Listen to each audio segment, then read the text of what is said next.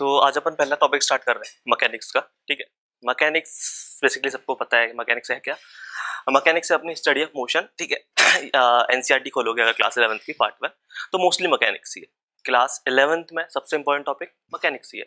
तो मैकेनिक्स का अपन पहला पार्ट स्टार्ट कर रहे हैं, पहला चैप्टर जो कि अपना काइनेमेटिक्स। ठीक है, अब ये क्या है, काफी इंपॉर्टेंट चैप्टर है। क्यों है इंपॉर्टेंट, उसके बहुत सारे रीजन है। मेन रीजन क्या है, एक तो ये रीजन है कि इससे हर साल एक ना एक सवाल तो आता ही है आईआईटी में। ठीक है, जेईई मेंस जेईई एडवांस दोनों में।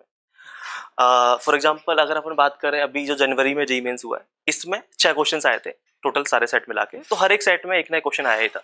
उससे पहले 2019 में जब 2 बार पेपर हुआ था, ठीक है, तो दोनों मिला के टोटल अप्रोक्सीमेट शायद आई थिंक 20 क्वेश्चंस आए थे। तो उसमें भी सेम कहानी कि हर एक पेपर में एक नया क्वेश्चन आया ही था। तो ये काफी इंपॉर्टेंट चैप्टर है आईआईटी के पॉइंट ऑफ व्यू से।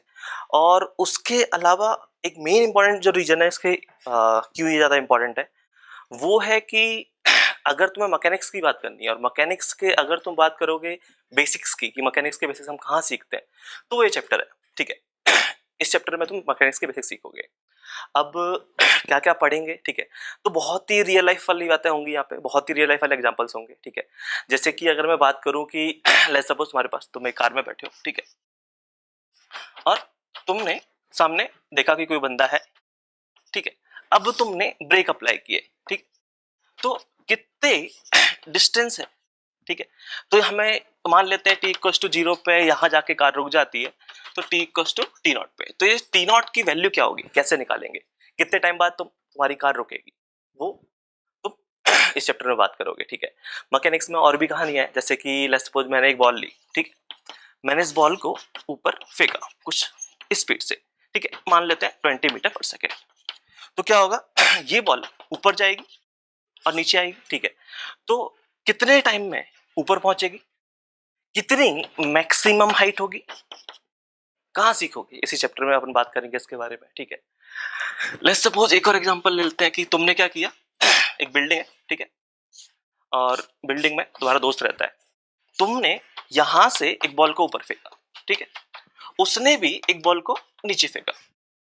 क्या होगा, दोनों बॉल्स कहीं बीच में जाके कोलाइड कर जाएंगी। ठीक है, तो किस पोजीशन पे जाके कोलाइड की, कितने टाइम में जाके कोलाइड की, कहां सीखोगे, वो भी अपने इस चैप्टर में बात करेंगे इसके बारे में। ठीक है, और भी बहुत सारे एग्जांपल्स हैं। ठीक है, जैसे लेट्स सपोज और अपन बात करें मैकेनिक्स के एग्जांपल्स के बारे में बात करें। ठीक है, तो एक बहुत रियल लाइफ एग्जांपल है, सबने फील किया होगा, वो है कि हम रिवर में है, ठीक है, और हमारे पास एक बोट है। तो अगर हम उस बोट पे खड़े हुए हैं, ठीक है, और अगर मैं इस डायरेक्शन में जाता हूं, ठीक है, प्लस एक्स के अलाउंग, तो बोट क्या होती है, बोट पीछे आती है। ऐसा क्यों होता है, इसी चैप्टर में बात करके। ऐसे बहुत सारे एग्जांपल्स हैं, जैसे एक और रियल लाइफ एग्जांपल है, ठीक है, बैले डांस के बारे में बात कर लेते हैं। तो बैले डांस में क्या होता है कि एक पर्सन है, डांस कर रहा है, अब ये घूम रहा है, ठीक है, अब इसने क्या किया, अपने हाथ अंदर कर लिए। ठीक है, हाथ अंदर किए तो उसकी वजह से क्या होता है, ये काफी फास्ट घूमने लग जाता है। ठीक है, या हाथ अंदर थे, इसने हाथ बाहर कर लिए, तो क्या होता है, ओमेगा इसका चेंज होता है, बेसिकली इसकी घूमने की स्पीड कम होगी या ज्यादा होगी। तो ऐसा क्यों होता है उसके बारे में बात करेंगे। ठीक है, तो इन सब चीजों के बारे में बात अपन इसी चैप्टर में करेंगे। ठीक है, ये सब एक्चुअली आगे आएगा, ये 3 तो अपन इस चैप्टर में देख सकते हैं।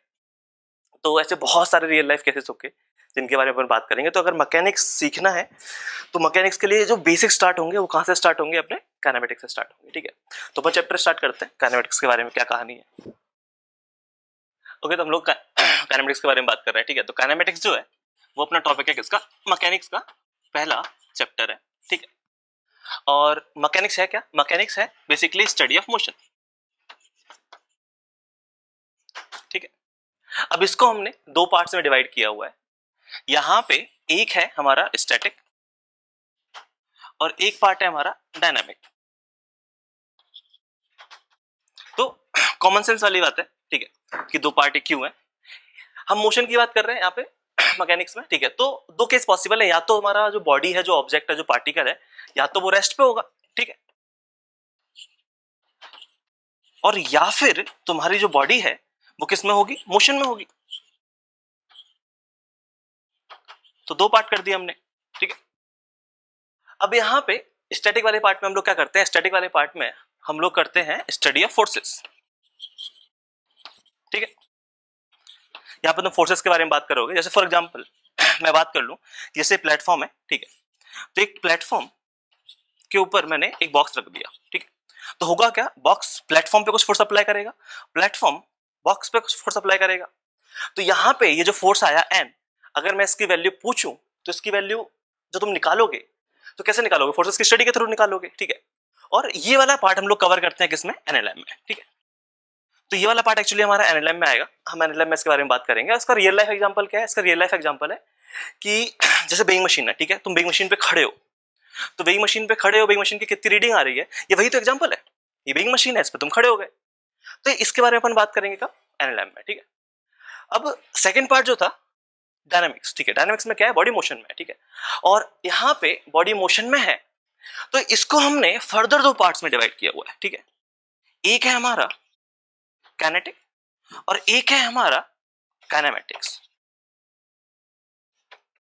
ठीक है। तो एक है हमारा काइनेटिक और एक है हमारा काइनेमेटिक्स, तो हम इनके बारे में बात करते हैं, क्या है काइनेटिक, क्या है काइनेमेटिक्स, ठीक है।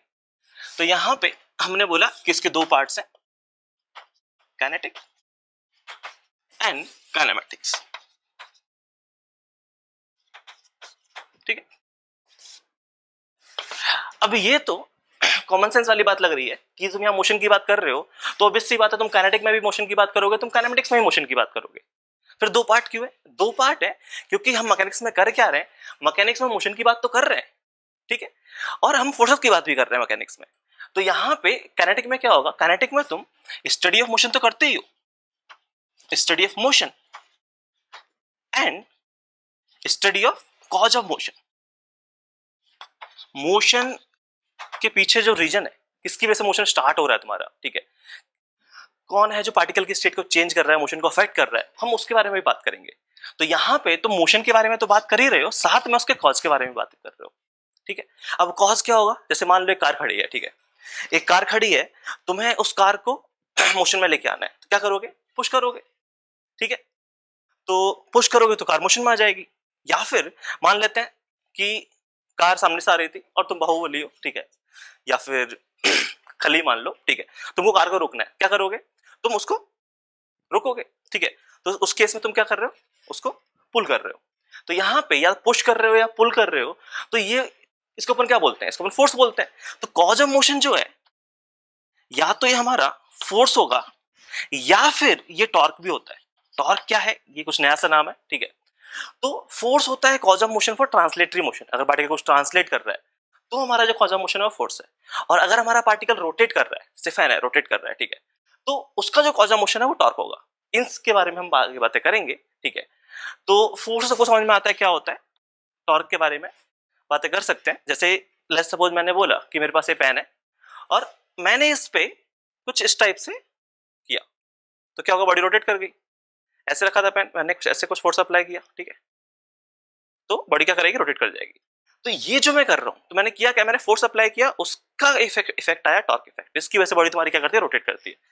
तो इन सब के बारे में बातें अपन करेंगे आगे। तो जो सेकंड पार्ट है वो है हमारा क्या, काइनेमेटिक्स, ठीक है। अब काइनेमेटिक्स में तुम क्या करते हो, तो काइनेमेटिक्स में फिर से ऑब्वियस सी बात है कि तुम स्टडी ऑफ मोशन तो करोगे ही करोगे, ठीक है, लेकिन यहां पे तुम कॉज ऑफ मोशन के बारे में बात नहीं करते हो। तो study of motion without consideration of cause of motion. Cause of motion क्या है, इससे हमें बिल्कुल फर्क नहीं पड़ता है, ठीक है। हम यहां पे सिर्फ और सिर्फ बात करेंगे किसके बारे में, मोशन के बारे में ही बात करने वाले हैं, ठीक है। कॉज ऑफ मोशन से हमें कोई फर्क नहीं पड़ रहा है। तो इस चैप्टर में हम मेनली बात करेंगे मोशन के बारे में। मैंने बोला एक कार है, ठीक है, और कार मोशन में है और पूछा 10 सेकंड में क्या डिस्टेंस कवर किया। तो यहाँ पे मेरा ये सवाल नहीं होगा कि मोशन, कार ने मोशन स्टार्ट कैसे किया, हमें उससे कोई मतलब नहीं है, फोर्स से हमें कोई मतलब नहीं है, ठीक है, समझ में आया। तो हम यहाँ पे फोर्स के बारे में बात नहीं करेंगे, हम यहाँ पे मेनली मोशन के बारे में ही बातें करने वाले हैं, ठीक है। तो अपन स्टार्ट करते हैं काइनेमेटिक्स की कहानी कि क्या है काइनेमेटिक्स में और कैसे प्रोसीड करने वाले हैं। तो पहले छाप लो, फिर अपन आगे बात करते हैं। ओके, तो छाप लिया होगा, ठीक है। तो हम काइनेमेटिक्स के बारे में बात कर रहे हैं। अब काइनेमेटिक्स है क्या, हमने बोला kinematics is study of motion, ठीक है। तो काइनेमेटिक्स है हमारा स्टडी ऑफ मोशन, मोशन के बारे में ही बात कर रहे हैं और फोर्स के बारे में हमें कोई मतलब नहीं है, जो कॉज है मोशन का उससे हमें कोई मतलब नहीं है। अब यहाँ पे अगर तुम्हें समझना है काइनेमेटिक्स क्या है तो पहले इसकी डेफिनेशन को समझते हैं कि ये मोशन क्या है और स्टडी कैसे करेंगे। दो पार्ट है इसके, ठीक है। हम मोशन को समझेंगे कि मोशन क्या होता है और फिर हम बात करेंगे कि स्टडी कैसे करते हैं, कौन से पैरामीटर्स हैं जिनके थ्रू हम स्टडी करेंगे, ठीक है। तो यहाँ पे पहला फंडामेंटल क्वेश्चन है मोशन क्या है। तो हम सबसे पहले बात करते हैं रेस्ट एंड मोशन के बारे में, ठीक है। रेस्ट एंड मोशन, ठीक है। अब रेस्ट एंड मोशन क्या होते हैं ऑलरेडी हम लोग पढ़ के आए होंगे, ठीक है। फिर भी अपन एक बार बात कर लेते हैं और देख लेते हैं किसको कितना आता है, और नहीं आता तो कोई ज्यादा इश्यू है नहीं, सीख रहे हैं हम लोग। तो रेस्ट और मोशन, ठीक है। तो मैंने पहला सवाल पूछा कि रेस्ट क्या है, तो एक बच्चा बोलेगा कि सर रेस्ट बहुत सिंपल सी कहानी है, अगर आप खड़े हुए हो तो आप रेस्ट पे हो, अगर आप चल रहे हो तो आप मोशन में हो, ठीक है। मैंने बोला कि ठीक है चलो मान लेते हैं कि तुम जो बोल रहे हो सही है, ठीक है। तो कुछ बेसिक से दो तीन रियल लाइफ एग्जांपल्स देखते हैं और समझते हैं रेस्ट और मोशन क्या है। और ये बहुत इंपॉर्टेंट कहानी है, बहुत बेसिक कॉन्सेप्ट है, ठीक है। तो कंफ्यूज मत होना, पूरा सुनना कहानी क्या चल रहा है और फिर अपन बात करेंगे कि रेस्ट और मोशन क्या है। तो पहले कुछ बेसिक एग्जांपल। पहला एग्जांपल क्या है, लेट्स सपोज सामने एक बच्चा बैठा हुआ है जिसका नाम है क्या, राम, ठीक है। और एक बच्चा बैठा हुआ श्याम। तो मैंने राम से पूछा कि मैं अभी किस में हूँ, रेस्ट में हूँ या मोशन में हूँ। तो उसने बोला कि मैं खड़ा हुआ। तो उसने बोल दिया रेस्ट। मैंने कहा ठीक है चलो कोई बात नहीं, ठीक है। फिर मैं चलने लग गया। फिर मैंने पूछा राम से कि बताओ मैं रेस्ट पे हूँ या मोशन में। उसने बोला सर आप चल रहे हो, मोशन में हो। मैंने बोला ठीक है चलो कोई दिक्कत नहीं। यही सेम सवाल मैंने श्याम से किया। श्याम से पूछा, श्याम ने बोला सर खड़े हो रेस्ट, चल रहे हो मोशन। मैंने कहा चलो कोई दिक्कत नहीं है। एक और बच्चा है हमारे पास जिसका नाम है क्या, घनश्याम। तो तीन बच्चे हैं, राम श्याम घनश्याम, ठीक है। अब घनश्याम क्या है, घनश्याम इधर क्लास में नहीं बैठा है, ठीक है। घनश्याम थोड़ा सा समझदार बच्चा है, ठीक है। और मान लेते हैं, ठीक है, कि ड्यूटी ऑफ मैकेनिज्म वो अभी कहाँ पे है, मार्स पे, और मार्स के थ्रू स्टडी कर रहा है, ठीक है। तो अब वो मार्स पे बैठा हुआ है। उससे मैंने पूछा कि बताओ मैं किस पे हूं। तो मैं खड़ा हुआ था, ठीक है। तो उसने बोला कि सर मोशन। मैं चलने लगा तो भी उसने बोला मोशन। ये क्या हुआ, ठीक है। तो उसने बोला कि सर मैं मून पे हूं और मून के रिस्पेक्ट में अर्थ क्या कर रही है, रोटेट कर रही है। तो अगर अर्थ रोटेट कर रही है और अर्थ के ऊपर मैं हूं तो उसे तो मैं मोशन में ही लगूंगा, ठीक है। चाहे मैं खड़ा हुआ हूं तो भी मोशन में हूं और मैं चल रहा हूं तो भी मोशन में हूं। तो फिर से सुनना क्या हुआ, ठीक है। तो यहां पे मैंने एक सवाल किया राम और श्याम से, उन दोनों ने बोला कि रेस्ट और मोशन, ठीक है। खड़ा हुआ हूं तो रेस्ट बोला, और अब मैं खड़ा हुआ हूं और मैंने सेम सवाल किया घनश्याम से, उससे पूछा तो उसने बोला मोशन। तो ये चीज है थोड़ी कंफ्यूजिंग है, ठीक है। कोई एक ही सही होगा, ऑब्वियस सी बात है, ठीक है, या दोनों सही हो सकते हैं, या क्या कहानी है सुनते हैं।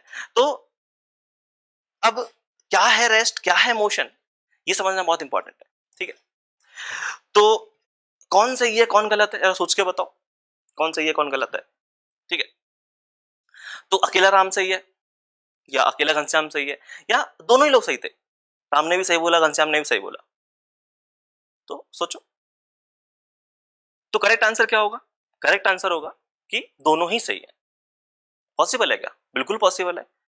सोचो अगर मैं बोलूं, ठीक है, कि राम के रिस्पेक्ट में मैं रेस्ट पे हूं, ठीक है, और मैं बोलूं कि घनश्याम के रिस्पेक्ट में मैं मोशन में हूं, तो ये बोलना सही है क्योंकि हम किसी ना किसी के रिस्पेक्ट में बात कर रहे हैं।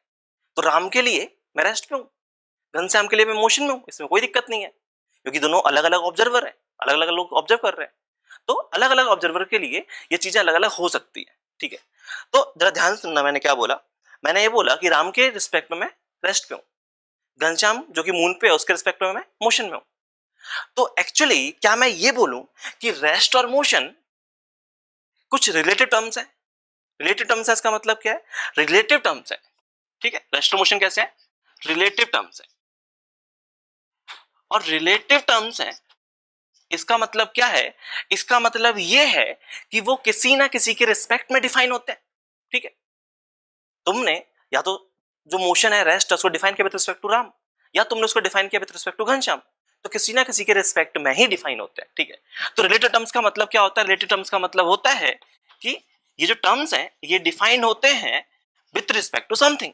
और जिसके रिस्पेक्ट में डिफाइन होते हैं उसको हम क्या बोलते हैं, उसको हम बोलते हैं रेफरेंस फ्रेम। रेफरेंस फ्रेम बोलते हैं, ठीक है। और रेफरेंस फ्रेम क्या है, फैंसी नेम है, कुछ ज्यादा टेंशन लेने वाली बात नहीं है, ठीक है। रेफरेंस फ्रेम क्या है, रेफरेंस फ्रेम बहुत सिंपल सी बात है। रेफरेंस फ्रेम कुछ नहीं है, ये हमारा कोई पॉइंट है या ऑब्जर्वर है। तो जो ऑब्जर्व कर रहा है, जैसे कि राम श्याम घनश्याम, ठीक है, तो वही रेफरेंस फ्रेम है, उन्हीं को हम रेफरेंस फ्रेम बोल रहे हैं, ठीक है। तो अगर तुम रेस्ट और मोशन की बात कर रहे हो तो पहली चीज तो समझ में आना चाहिए कि रिलेटिव टर्म्स है, ये रेफरेंस फ्रेम के रिस्पेक्ट में डिफाइन होंगे, ठीक है। तो ये बोलना सेंस नहीं बनाता कि मैं रेस्ट में हूं या मोशन में हूं। मुझे एक्चुअली ये बोलना चाहिए कि मैं रेस्ट में हूं विद रिस्पेक्ट टू राम, मैं मोशन में हूं विद रिस्पेक्ट टू घनश्याम। चीज समझ में आई, ठीक है। इसमें कोई फाइट है अभी तक, इसमें कोई फाइट नहीं है, ठीक है। थोड़ा और आगे सुनते हैं, देखते हैं किसको कितना समझ में आया, ठीक है। तो एक छोटा सा एग्जांपल और लेता हूं मैं, ठीक है। तो मैंने बोला कि यहां पे हमारे पास एक बस है, ठीक है, और उस बस में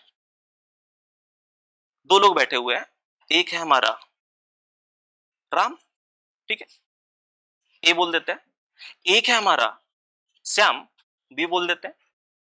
और ये जो बस है ये रोड पे अभी खड़ी हुई है, लेट्स सपोज, ठीक है। और एक है यहाँ पे हमारा घनश्याम, घनश्याम को अपना चाय पीने का बहुत शौक है, तो वो रोड किनारे खड़ा होकर अपना चाय पी रहा है, ठीक है। तो ये है अपना घनश्याम, ठीक है। तो हमने बोला ए बी सी, ठीक है, ये तीन लोग हैं, ए और बी दोनों एक बस में बैठे हुए हैं, ठीक है। अब बस ने क्या किया, बस ने यहां से चलना स्टार्ट किया, कोई दिक्कत नहीं है, बस आगे स्पीड से आगे जा रही है। अब मैंने क्या किया, यहां पे जो ए है, ए को बी ने ऑब्जर्व किया और ए को सी ने भी ऑब्जर्व किया, ठीक है, दोनों लोग ऑब्जर्व कर रहे हैं। तो हम एक ही बात कर रहे हैं, ठीक है, और एक ही बात कर रहे हैं। तो अगर ए को बी ने ऑब्जर्व किया तो बी के रिस्पेक्ट में वो मोशन में है या रेस्ट में, ठीक है। तो आंसर क्या है, रेस्ट में। तो बी के रिस्पेक्ट में ये रेस्ट में है with respect to B, A rest में है विथ रिस्पेक्ट टू बी। कैसे बोला, बहुत सिंपल है, कैसे बोला होगा। तो तुमने बोला कि रेस्ट और मोशन बेसिकली क्या है, कि तुम्हें बोलते हो कि पार्टिकल चल रहा है, इसका मतलब क्या है कि तुम्हारा ऑब्जर्वर जो है, ठीक है, ऑब्जर्वर जो है उस ऑब्जर्वर से पार्टिकल का डिस्टेंस चेंज हो रहा है, और अगर चेंज होगा तो तुम उसको क्या बोलते हो, मोशन बोलते हो, और अगर डिस्टेंस चेंज नहीं हुआ तो तुम क्या बोलते हो, रेस्ट बोलते हो। तो जैसे इस केस की मैं बात करूं तो यहां पे बी और ए के लिए डिस्टेंस इनिशियली कितना था, डी, ठीक है, और कुछ टाइम बाद हमने ऑब्जर्व किया तो भी डिस्टेंस कितना आया, डी। तो अगर ये डिस्टेंस टाइम के साथ चेंज नहीं हो रहा है तो क्या ये बोलना सही है कि ए रेस्ट में विद रिस्पेक्ट टू बी, हाँ ऐसे सोचना है, बिल्कुल सही, ठीक है। तो सोचने का तरीका क्या है, सोचने का तरीका ये है कि क्या करो, तुम रेस्ट और मोशन में कमेंट करना है तो तुम पहले अपने ऑब्जर्वर को पकड़ो, पकड़ लिया, ठीक है। तुम अपने पार्टिकल, ऑब्जर्वर को पकड़ना है तो पकड़ लिया, तुम अपने पार्टिकल को पकड़ो, पकड़ लिया, ठीक है। अब अलग अलग टाइम पे इनकी फोटो खींचो, ठीक है। फोटो खींचो मतलब क्या है, ऑब्जर्व करो, ठीक है। तो तुम t=0 पे इनकी फोटो खींचते हो, इनको ऑब्जर्व करते हो, डिस्टेंस दोनों के बीच में d था, ठीक है। कुछ टाइम बाद तुमने फोटो खींची, फिर कुछ टाइम बाद क्या होगा, कुछ टाइम बाद ये कार, ये बस यहां पहुंच जाएगी, मानते हो कि नहीं, ठीक है। और अभी भी इन दोनों के बीच में डिस्टेंस d ही तो है क्योंकि बस में बैठे हुए हैं। तो तुमने अलग अलग टाइम पे ऑब्जर्व किया, t=0 पे ऑब्जर्व किया, तुमने कुछ टाइम बाद ऑब्जर्व किया। अगर ऑब्जर्वर और पार्टिकल दोनों के बीच में डिस्टेंस सेम रहा तो तुमने उसको क्या बोल दिया, रेस्ट। और अगर ये डिस्टेंस चेंज हो जाता तो क्या बोल देते, मोशन बोल देते, ठीक है, बिल्कुल सही, कोई दिक्कत नहीं है। अब यही सवाल मैंने घनश्याम से पूछा, चाय पी चुका है, चाय खत्म होने वाली है उसकी, ठीक है। तो मैंने उससे पूछा कि तुम ये बताओ कि तुम ए को ऑब्जर्व करो और ये बताओ ए रेस्ट में है या मोशन में। तो उसने बोला कि इनिशियली बस यहाँ पे खड़ी हुई थी, ठीक है, और इनिशियली बस यहाँ पे खड़ी हुई थी तो उसने बोला मेरे लिए डिस्टेंस ये था बस का, और अब बस कुछ टाइम बाद यहां पहुंच गई तो डिस्टेंस ये हो गया। तो फिर से हमने क्या किया, हमने ऑब्जर्वर को पकड़ा और हमने पार्टिकल को पकड़ा, ठीक है। ऑब्जर्वर और पार्टिकल के बीच में इनिशियल डिस्टेंस देखा t=0 पे, ऑब्जर्वर और पार्टिकल के बीच में डिस्टेंस देखा t equals to T naught पे, डिस्टेंस क्या हो गया d2। तो क्या टाइम के साथ में दोनों पार्टिकल्स के डिस्टेंस चेंज हो रहा है? बिल्कुल चेंज हो रहा है, ठीक है। तो डिस्टेंस चेंज हो रहा है तो हमने क्या बोल दिया कि जो a है वो है मोशन में विथ रिस्पेक्ट टू c। बिल्कुल सही है, ये समझ में आया, ठीक है। तो मैं फिर से रिपीट कर रहा हूं, मैंने क्या क्या समझाया। तो मैंने बोला रेस्ट और मोशन रिलेटिव टर्म्स होते हैं, ठीक है, हमेशा किसी ना किसी के रिस्पेक्ट में डिफाइन होते हैं, और जिसके रिस्पेक्ट में डिफाइन होते हैं उसको हम वो क्या बोलते हैं, रेफरेंस फ्रेम, ठीक है, जो कि एक पॉइंट होता है या ऑब्जर्वर होता है, कोई दिक्कत नहीं है। और अगर ऑब्जर्वर और पार्टिकल के बीच में अगर डिस्टेंस कांस्टेंट है, ठीक है, तो क्या होगा, रेस्ट है, ठीक है। और अगर ऑब्जर्वर और पार्टिकल के बीच में अगर डिस्टेंस चेंज हो रहा है तो क्या हो गया, मोशन हो गया, मैंने मोशन बोल दिया। बहुत सिंपल कहानी थी, समझ में आ गई, कोई इश्यू नहीं है, ठीक है।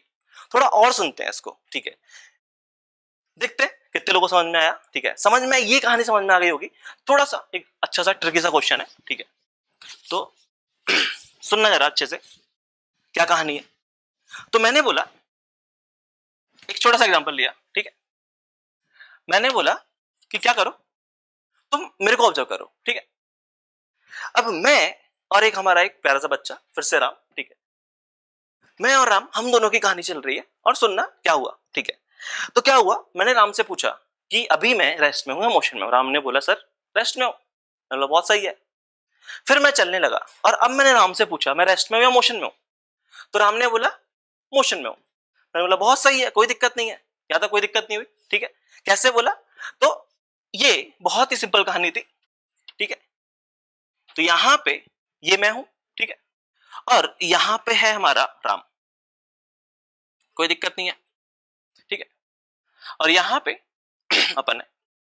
तो अब हुआ क्या, मैं यहाँ पे रेस्ट पे था तो उसने रेस्ट बोल दिया, और अब अगर मैं चलने लगा तो इनिशियली मैं यहाँ पे था और कुछ टाइम बाद चल के मैं यहाँ पहुंच गया, तो उसने बोला कि सर इनिशियल डिस्टेंस ये है, फाइनल डिस्टेंस ये है, सिंस डिस्टेंस चेंज हो रहा है तो आप किस में हो, मोशन में हो। मैंने बोला कोई दिक्कत नहीं है, बहुत सही, ठीक है, कोई दिक्कत नहीं। किसने देखा अभी, अभी देखने वाला कौन था, राम था, ठीक है, तो राम देख रहा है। अब जरा इंटरेस्टिंग कहानी तब आती है जब राम की जगह अगर मैं देखूं, ठीक है, तो यहां पे मैंने बोला कि इस बार क्या करो, इसी में इस बार राम को यहां बैठा दो, ठीक है, ये अपना राम है बैठा हुआ है, रेस्ट पे है, राम कहीं नहीं चल रहा है, ठीक है, राम अपना रेस्ट पे है, ठीक है। तो राम को बिठा दिया और मैं इधर हूं, कोई दिक्कत नहीं है। तो पहले मैं चल रहा हूं, ठीक है, तो मैं यहां पे हूं, ठीक है, और फिर क्या हुआ, मैं चलते चलते कुछ आगे पहुंच गया, कोई दिक्कत नहीं है, ठीक है। तो मैं मोशन में था, मैं चल रहा था, मोशन ना बोलूं, मैं बोलूं मैं चल रहा हूं, ठीक है, और राम जो है वो बैठा हुआ है। अब अगर मैं रुका हुआ हूं और मैं राम को ऑब्जर्व करूं तो राम मेरे लिए किस में है, रेस्ट में। इस बार ऑब्जर्वर कौन है, इस बार ऑब्जर्वर हूं मैं ऑब्जर्व कर रहा हूं, ठीक है, ये आई बनाया हुआ है मैंने, तो इस बार मैं ऑब्जर्व कर रहा हूं। तो मैंने राम को देखा, मुझे किस में लगेगा, रेस्ट में लगेगा, बहुत सही। लेकिन अगर मैं चलते चलते राम को देखूं तो मुझे राम किस में लगेगा, रेस्ट में या मोशन में, सोच समझ के बोलना है, रेस्ट में या मोशन में। तो सही जवाब क्या है, सही जवाब होगा कि राम मोशन में है। अब ये चीज कितने लोगों को समझ में आती है, ठीक है। तो ये सबने रियल लाइफ में एक्सपीरियंस भी किया होगा, ठीक है, या मैं समझता हूं उसको। एक तो फील लेने का तरीका क्या है, फील लेने का तरीका ये है कि तुम देखो तो मुझे ऐसे पीछे में देखता हुआ जाऊंगा तो मुझे राम पीछे जाते हुए लगेगा, ठीक है। कैसे बोला रेस्ट या मोशन, मैं फिर से रिपीट कर रहा हूं, मैंने क्या क्वेश्चन किया, मैंने बोला कि राम यहां पे बैठा हुआ है, मैं चल रहा हूं, मैं ऑब्जर्व कर रहा हूं, तो मुझे राम रेस्ट में दिखेगा या मोशन में दिखेगा। तो सोचने का तरीका बहुत सिंपल है, क्या करो, पहले डिस्टेंस देखो और कुछ टाइम बाद फिर से डिस्टेंस देखो, क्या टाइम के रिस्पेक्ट में डिस्टेंस चेंज हुआ। पहले फोटो खींची, ये डिस्टेंस है, बाद में फोटो खींची, ये डिस्टेंस है, क्या डिस्टेंस चेंज हुआ, बिल्कुल चेंज हुआ। तो क्या मेरे लिए राम जो है वो मोशन में है with respect to me, with respect to S. तो with respect to S Ram किस में आ गया, मोशन में आ गया, समझ में आया। राम बैठा हुआ है, राम चल रहा है, उससे फर्क नहीं पड़ रहा है, अभी राम बैठा हुआ है, मैंने ऑब्जर्व किया तो मेरे लिए मोशन में आया। एक और केस देखते हैं, ठीक है। एक और केस क्या होता, अगला केस ये होता कि इस बार हमने क्या किया, इस बार मैं खड़ा हुआ हूं, मैं कहीं नहीं चल रहा हूं, ठीक है, मैं रुका हुआ हूं यहां पे, और इस बार मैंने राम को मूव करने के लिए बोला, तो राम चल रहा है, कोई दिक्कत नहीं है, ये अपना राम है, कोई दिक्कत नहीं, ठीक है। राम t=0 पे यहां था और राम कुछ टाइम बाद यहां पहुंचा, ठीक है। अब मैंने देखा तो पहले डिस्टेंस ये था, बाद में डिस्टेंस ये हो गया, तो क्या डिस्टेंस चेंज हुआ है? बिल्कुल चेंज हुआ है। और अगर डिस्टेंस चेंज हुआ है तो क्या इस बार अगर मैं फिर से ऑब्जर्व कर रहा हूं तो क्या मुझे फिर से राम मोशन में लगेगा? बिल्कुल लगेगा, इसमें डाउट ही नहीं होना चाहिए, ठीक है। समझ में आया क्या हुआ? तो दो केस है, एक केस ये है और एक केस ये है, ध्यान से सुनना। राम रेस्ट पे था और मैं चल रहा हूं तो भी मुझे राम मोशन में लगा, ठीक है। और मैं रेस्ट पे हूं और राम चल रहा है तो भी मुझे राम किस में लगा? मोशन में ही लगा। तो बेसिकली ये जो रेस्ट या मोशन कमेंट करना, क्या ये अकेले पार्टिकल की प्रॉपर्टी है? नहीं, क्योंकि दोनों केस में, ठीक है, तो यहां पे अकेले पार्टिकल की प्रॉपर्टी है? नहीं। क्या अकेले ऑब्जर्वर की प्रॉपर्टी है? नहीं। रेस्ट और मोशन दोनों की प्रॉपर्टी है। रेस्ट और मोशन पार्टिकल की भी प्रॉपर्टी है और ऑब्जर्वर की भी प्रॉपर्टी है, ये समझ में आता है, ठीक है। तो इस चीज को मैंने एक्सप्लेन किया। पहले तो हमने एक बहुत ही लॉजिकल सा रीजन बताया मैंने, ठीक है। तो लॉजिकल सा रीजन क्या है कि डिस्टेंस चेंज हो रहा है टाइम के साथ में, तो पार्टिकल मोशन में, कहानी खत्म। ऑब्जर्वर पकड़ो, उसके रिस्पेक्ट में डिस्टेंस देख लो, ऑब्जर्वर पकड़ो, ठीक है, और उसके रिस्पेक्ट में डिस्टेंस देख लो, चेंज हो रहा है तो मोशन है, नहीं डिस्टेंस चेंज होता तो मैं क्या बोल देता? रेस्ट है, ठीक है। अब यहां पे एक और चीज देखना, ठीक है, बहुत इंपॉर्टेंट है इसी चीज को समझने के लिए, ठीक है, कि ऐसा क्यों हो रहा है, ठीक है। तो यहां पे हम एक छोटा सा कॉन्सेप्ट है, हम ये समझते हैं कि ऑब्जर्वर की हमेशा मेंटलिटी क्या होती है, ऑब्जर्वर क्या सोचता है, ठीक है, जरा वो सोच के देखते हैं। तो ये बहुत ही इंटरेस्टिंग चीज है, ध्यान से सुनना, ऑब्जर्वर क्या सोचता है, ठीक है। तो यहां पे मैंने बोला हम ऑब्जर्वर के बारे में बात कर रहे हैं, ठीक है। तो ऑब्जर्वर की मेंटलिटी समझते हैं।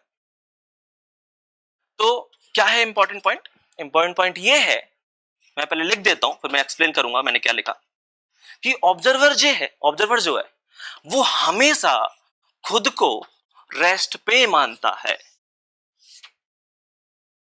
ऑब्जर्वर की मेंटलिटी ये है कि उसे लगता है कि वो तो रेस्ट पे है। एक्चुअली में चाहे वो रेस्ट पे हो चाहे मोशन में हो, चाहे चल रहा हो चाहे खड़ा हो, उससे फर्क नहीं पड़ता है। उसको हमेशा ये लगता है कि वो रेस्ट पे है, वो नहीं चल रहा है, उसको यही फील होता है, ठीक है।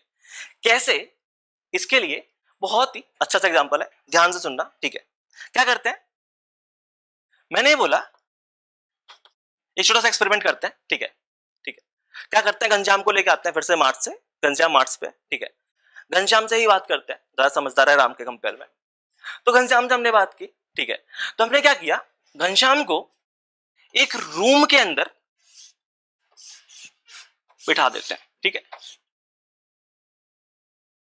कोई दिक्कत नहीं है। घनश्याम को हम एक रूम के अंदर बिठा दे रहे हैं, ठीक है। यहां पे घनश्याम बैठा हुआ है, ठीक है। और ये जो रूम है, ये रूम पूरा पैक्ड है, ठीक है।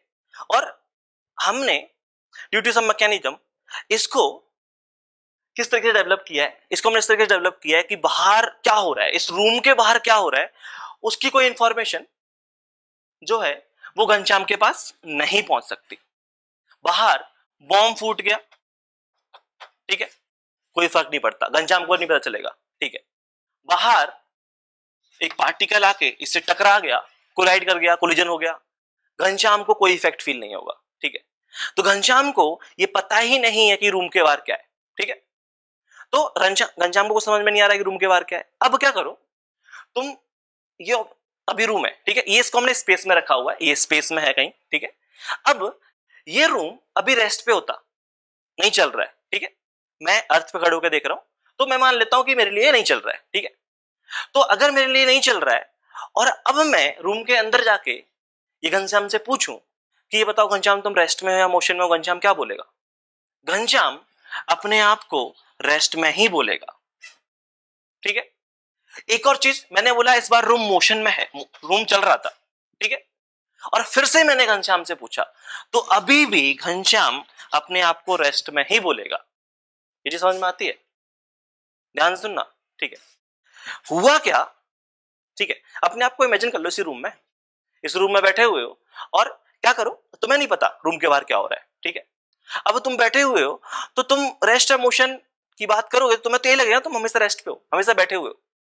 तो ऑब्जर्वर की मेंटलिटी ये होती है कि वो हमेशा अपने आप को रेस्ट पे रखता है, और ये बहुत इंपॉर्टेंट कॉन्सेप्ट है, छोटा सा पॉइंट है लेकिन इसके एप्लीकेशन बहुत अच्छे अच्छे हैं, ठीक है। तो ऑब्जर्वर हमेशा अपने आप को रेस्ट पे मानता है, ठीक है।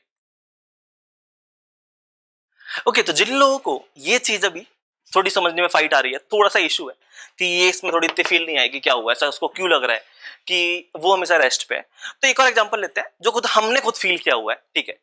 तो तुम क्या करो, तुम एक ट्रेन में बैठे हुए हो और तुम्हारे बगल में एक और ट्रेन है, तुम्हें सिर्फ वो ट्रेन दिख रही है, तुम्हें प्लेटफॉर्म वगैरह कुछ नहीं दिख रहा है, ठीक है। अब तुम क्या करो, तुम रेस्ट पे हो और सामने वाली ट्रेन चल रही है, तो तुम्हें क्या फील होगा? तो तुम्हें फील होता है सामने वाली ट्रेन चल रही है, हम रेस्ट पे हैं, बिल्कुल सही फील होता है, ठीक है। पहले केस में तुम रेस्ट पे आ गए। दूसरे केस में एक्चुअली में क्या हो रहा है, तुम्हारी ट्रेन चल रही है और सामने वाली ट्रेन रेस्ट पे थी, अब क्या फील होगा? अभी भी तुम्हें यही फील होता है कि तुम रेस्ट पे हो और सामने वाली ट्रेन चल रही है, जबकि एक्चुअली सच्चाई कुछ और है, तुम चल रहे थे, सामने वाली ट्रेन तो रेस्ट पे थी, लेकिन फील क्या हुआ, तुम रेस्ट पे हो और सामने वाली ट्रेन चल रही है। तो चीज समझ में आई कि हो ये रही यही रहा है कि ऑब्जर्वर हमेशा अपने आप को रेस्ट पे ही मानता है। ये समझ में आया? तो हमारा ऑब्जर्वर की मेंटलिटी है कि वो रेस्ट पे है, बाकी सब मोशन में हो सकते हैं, ठीक है, लेकिन वो कभी मोशन में नहीं है। ये हमारे ऑब्जर्वर की मेंटलिटी है, ठीक है। अब एक बहुत ही इंपॉर्टेंट सा कॉन्सेप्ट है, ठीक है, ये सबको समझ में आया? तो जरा एक छोटा सा क्वेश्चन कर लेते हैं, ठीक है। ये क्वेश्चन आगे पढ़ा कराते हैं। तो मैंने बोला कि यहां पे क्या करो, ये हमारा पार्टिकल ए है, ये चल रहा था 10 मीटर पर सेकंड से, और ये हमारा एक और पार्टिकल है बी, ठीक है, ये चल रहा था इस तरफ 50 मीटर पर सेकंड से, कोई दिक्कत नहीं है। अब तुमने, अगर मैं पूछूं ए से बी के बारे में, ठीक है, कि वो रेस्ट में है या मोशन में है, तो ये चीज सबको समझ में आ रही है कि डिस्टेंस चेंज होगा, वो ज्यादा भाग रहा है, वो 1 सेकंड में 50 मीटर भाग रहा है, ये 1 सेकंड में 10 मीटर भाग रहा है, तो हर 1 सेकंड में कितना डिफरेंस आ रहा है? 40 मीटर का। तो ऑब्वियस सी बात है वो मोशन में है ए के रिस्पेक्ट में, ठीक है। वो नहीं करवाना है मेरे को, वो तो समझ में आ ही गया होगा। मुझे क्या समझाना है, ये चीज समझो कि अगर मैं ये पूछूं ए से बी के बारे में कि ये बताओ बी कितनी स्पीड से भाग रहा है, ठीक है, ये जो 50 मीटर पर सेकंड है ये तो मैं ग्राउंड पे बैठ के देख रहा हूं, लेकिन बी को कितना लगेगा, ठीक है। तो ये कॉन्सेप्ट सबको याद है कि ऑब्जर्वर अपने आप को रेस्ट पे मानता है, ठीक है।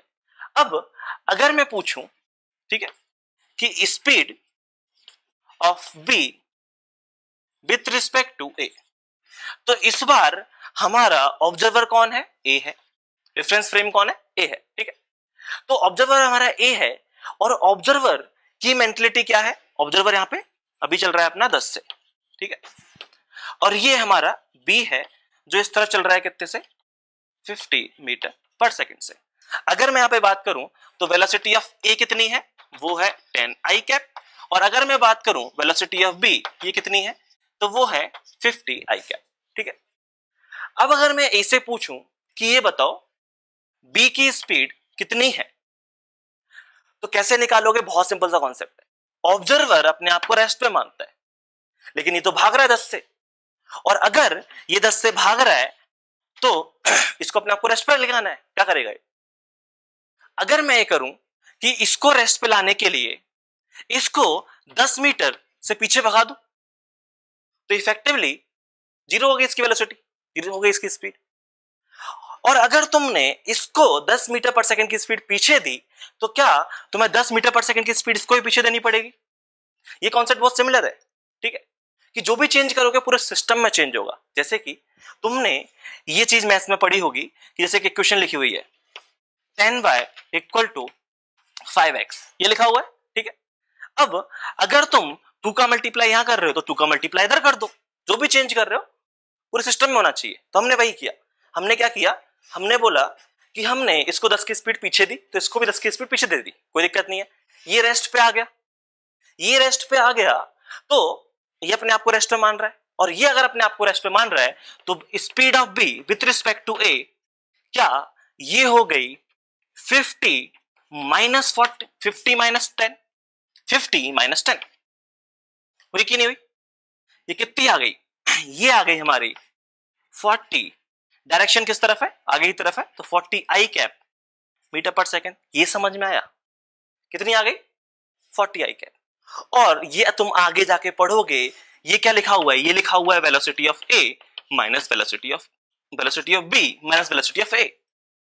50 i cap minus 10 i cap, 50 i cap minus 10 i cap. इसी कॉन्सेप्ट को हम पढ़ते हैं रिलेटिव मोशन में, जो कि आगे बताया जाएगा। लेकिन ये समझ में आया कॉन्सेप्ट क्या है? कॉन्सेप्ट क्या है कि ऑब्जर्वर अपने आप को रेस्ट पे मानेगा। और रेस्ट पे कैसे मानेगा? 10 से आगे जाएगा, 10 पीछे स्पीड दे दो, तो ऑब्जर्वर अपने आप को रेस्ट पे मानेगा और जो भी चेंज किया पूरे सिस्टम में करना पड़ेगा।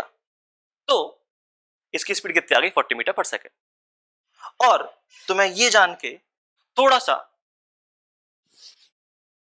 शॉक लगेगा कि ऐसा ही एक सिंपल सा क्वेश्चन अभी कुछ महीने पहले जनवरी जेईई मेंस में पूछा गया है, ठीक है।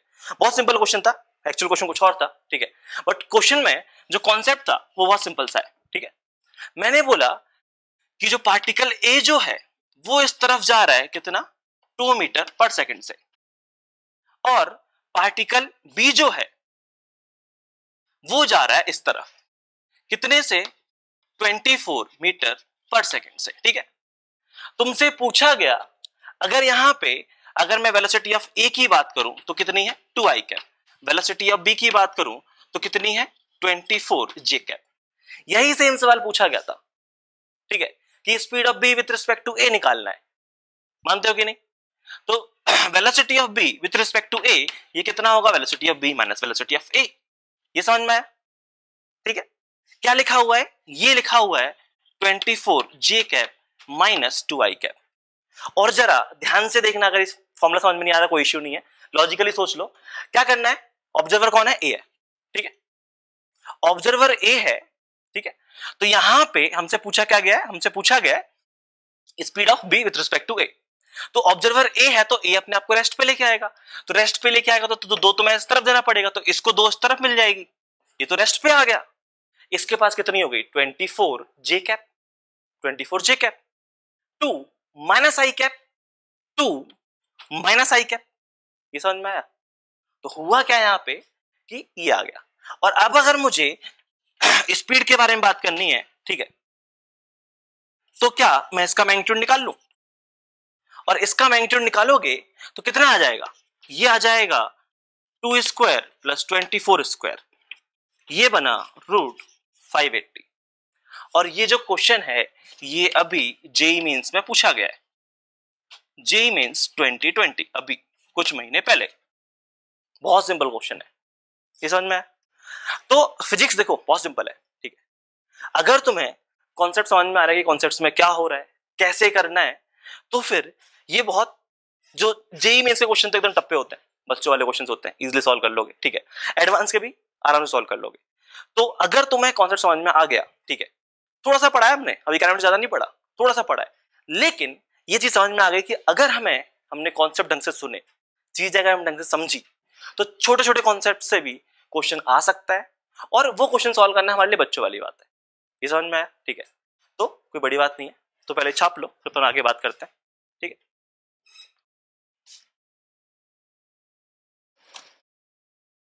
ओके, तो यहाँ तक सबको समझ में आ गया, ठीक है। तो अपन बात कर रहे हैं किसके बारे में? तो हमने रेस्ट और मोशन अच्छे से समझ लिया कि रेस्ट क्या है और मोशन क्या है, ठीक है। तो अब हम थोड़ा सा रेस्ट और मोशन की डेफिनेशन लिख लेते हैं। तो मैं बात कर रहा हूँ मोशन के बारे में कि मोशन क्या है। तो क्या मोशन मुझे बोलना चाहिए कि अगर पार्टिकल का जो डिस्टेंस है वो ऑब्जर्वर से चेंज हो रहा है तो अपन मोशन बोलेंगे। तो change in distance of particle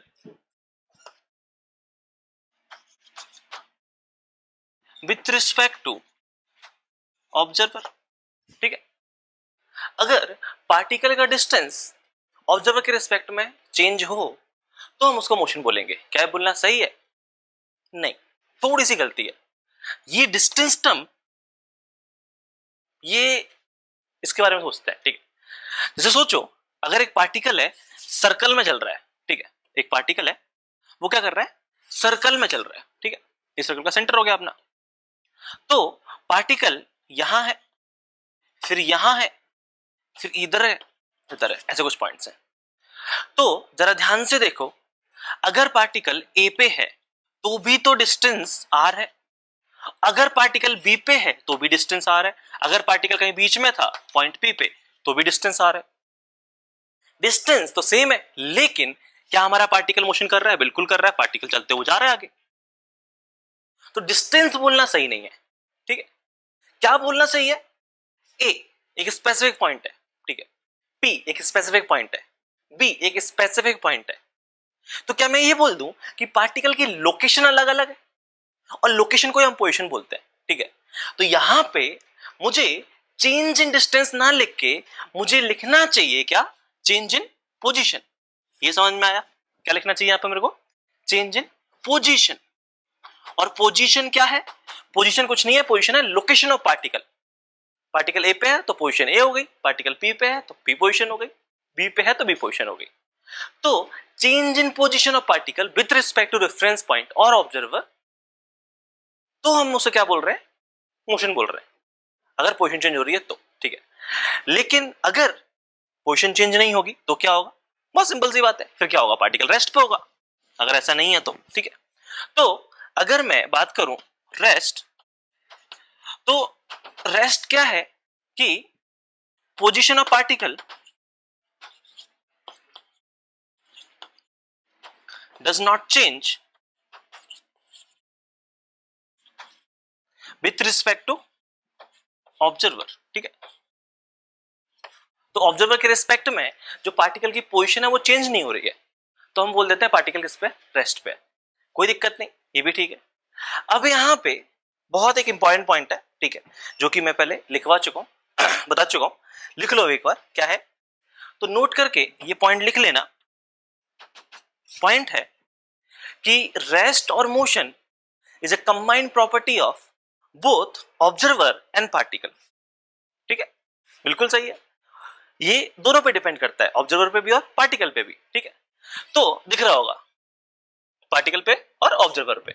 तो rest and motion are combined property of particle and observer, कोई दिक्कत नहीं है। ठीक है, there is no sense of rest और मोशन विदाउट ऑब्जर्वर।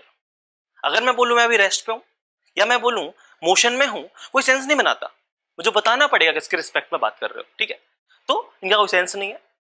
और आगे लिखो कि nothing is in absolute rest, nothing is in absolute rest और इन एब्सोल्यूट मोशन।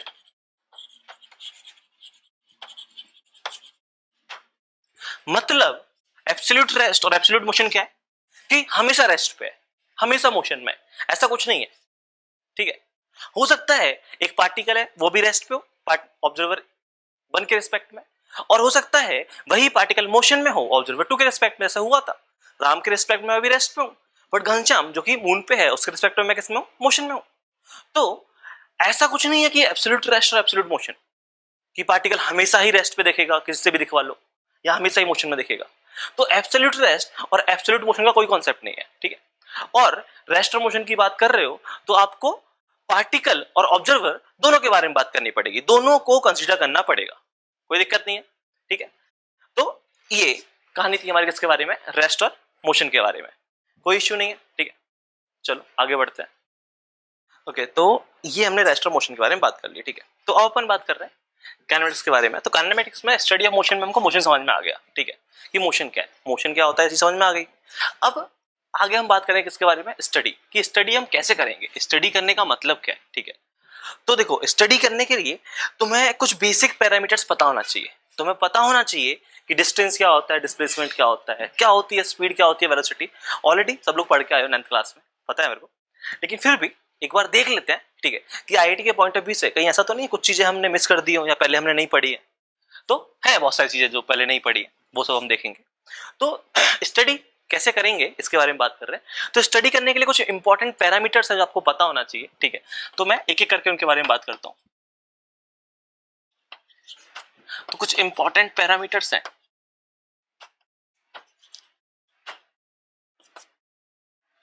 और इंपॉर्टेंट पैरामीटर्स में सबसे ज्यादा इंपॉर्टेंट क्या है, ठीक है। तो रेस्ट और मोशन के लिए अगर मोशन की डेफिनेशन की ही बात करोगे तो उसी में एक टर्म आया था, ठीक है, कि change in position of particle with respect to reference point. Reference point पता है, पार्टिकल पता है, ये चेंज इन पोजीशन क्या है, या मैं एक्चुअली बोलता हूं ये पोजीशन क्या है, ये पता होना चाहिए, ठीक है।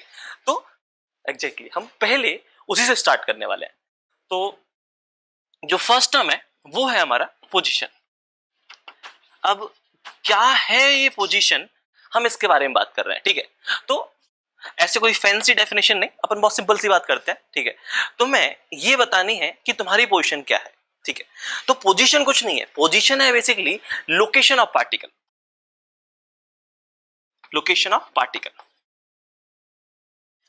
अब तो लोकेशन ऑफ पार्टिकल है। अब जैसे मैंने बोला कि मुझसे राम 5 मीटर के डिस्टेंस पे, तो मुझसे राम 5 मीटर, मैं यहां पे हूं, मुझसे राम 5 मीटर के डिस्टेंस पे लेफ्ट में हो सकता है, मुझसे राम 5 मीटर के डिस्टेंस पे इधर कहीं हो सकता है, मानते हो कि नहीं। तो राम लेफ्ट में भी हो सकता है, राम राइट में भी हो सकता है, राम ऊपर भी हो सकता है, किसी भी रैंडम डायरेक्शन में भी हो सकता है। तो क्योंकि 5 मीटर, फिर तो बहुत सारी पोजीशन आती है सर्कल बनने का। तो सिर्फ और सिर्फ मुझे ये बता देने से कि 5 मीटर डिस्टेंस है, उससे मेरा काम नहीं चलेगा। मुझे ये भी बताना पड़ेगा कि 5 मीटर लेफ्ट है, राइट है, या किस एंगल थीटा पे, बताना पड़ेगा कि नहीं, बिल्कुल सही। तो position, location of particle with respect to reference point बोलना बहुत जरूरी है। रेफरेंस पॉइंट जिसको तुम लोग ऑब्जर्वर भी बोल रहे हैं, ठीक है। तो मुझे लोकेशन ऑफ पार्टिकल निकालनी है, तो कुछ नहीं है, ये है रेफरेंस पॉइंट के रिस्पेक्ट में पार्टिकल की लोकेशन जो है उसी को हम लोग पोजीशन बोल रहे हैं, ठीक है। तो एक छोटी चीज समझ में आ गई कि यहां पे आपको अगर लोकेशन डिफाइन करनी है तो आपने 5 मीटर भी बोला और आपने बोला कि एक्स एक्सिस के अलॉन्ग है, ईस्ट बोल देते हैं, ठीक है। तो आपने डायरेक्शन भी डिफाइन की ईस्ट और डिस्टेंस भी डिफाइन किया 5 मीटर। तो क्या मेरा ये बोलना बिल्कुल सही होगा कि ये जो क्वांटिटी है ये एक वेक्टर क्वांटिटी है? बिल्कुल सही, क्योंकि मैग्नीट्यूड और डायरेक्शन दोनों ही चाहिए इसके लिए, ठीक है, कोई दिक्कत नहीं है, बिल्कुल सही। अब कैसे हम निकालेंगे पार्टिकल की पोजीशन, ठीक है। तो बहुत ही सिंपल सी चीज है, बहुत ही बेसिक सी चीज है, ठीक है। एक छोटा सा एग्जांपल ले लेते हैं। मान लेते हैं ये है हमारा एक पार्टिकल ए, ठीक है, और ये है पी ओरिजिन, ये है हमारा कार्टेशियन कोऑर्डिनेट सिस्टम, कोई दिक्कत नहीं है। ये है हमारी एक्स एक्सिस, ये है हमारी वाई एक्सिस, और यहां पे पार्टिकल ए है जिसके कोऑर्डिनेट्स हैं x1, y1, और एक और पार्टिकल है जिसका नाम b है, या जिसका नाम q कर देते हैं, और उसके कोऑर्डिनेट्स हैं x2, y2। तो अगर मैं पूछूं a की position with respect to p, तो क्या वो ये वेक्टर आएगी? बिल्कुल सही, यही आएगी, ठीक है। और इसको मैं नाम दे देता हूं r1 वेक्टर। तो अगर मैं बात करूं यहां पे पोजीशन ऑफ, ये हटा देते हैं अभी, ठीक है। तो अब अगर मैं बात करूं position of A with respect to P, तो क्या वो हमारा r1 वेक्टर है? और क्या r1 वेक्टर को हम लिख सकते हैं x1 i cap plus y1 j cap, ठीक है। ये हम लोग ऑलरेडी वेक्टर पढ़ चुके हैं, क्योंकि x में हमें कितना जाना है, x1 डिस्टेंस जाना है, y में कितना जाना है, y1 डिस्टेंस जाना है। तो x1 i cap, y1 j cap, बिल्कुल सही। तो ये तो हो गई position of A with respect to P. इसको ऐसे भी लिख सकते हैं, position of A with respect to P.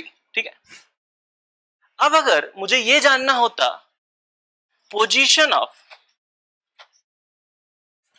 A with respect to Q, ठीक है, ये मुझे जानना होता, तो सिंस हमने ऑब्जर्वर चेंज कर दिया तो पार्टिकल की पोजीशन चेंज होगी, और क्या वो पोजीशन होगी ये वेक्टर, ये वाला जो वेक्टर है हमारा, ठीक है, और इसको हम नाम दे देते हैं क्या, R2 वेक्टर।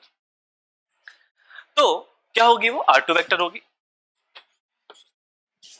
और जिसको हम लिख सकते हैं R2 वेक्टर लिखो, या लिखो position of A with respect to Q।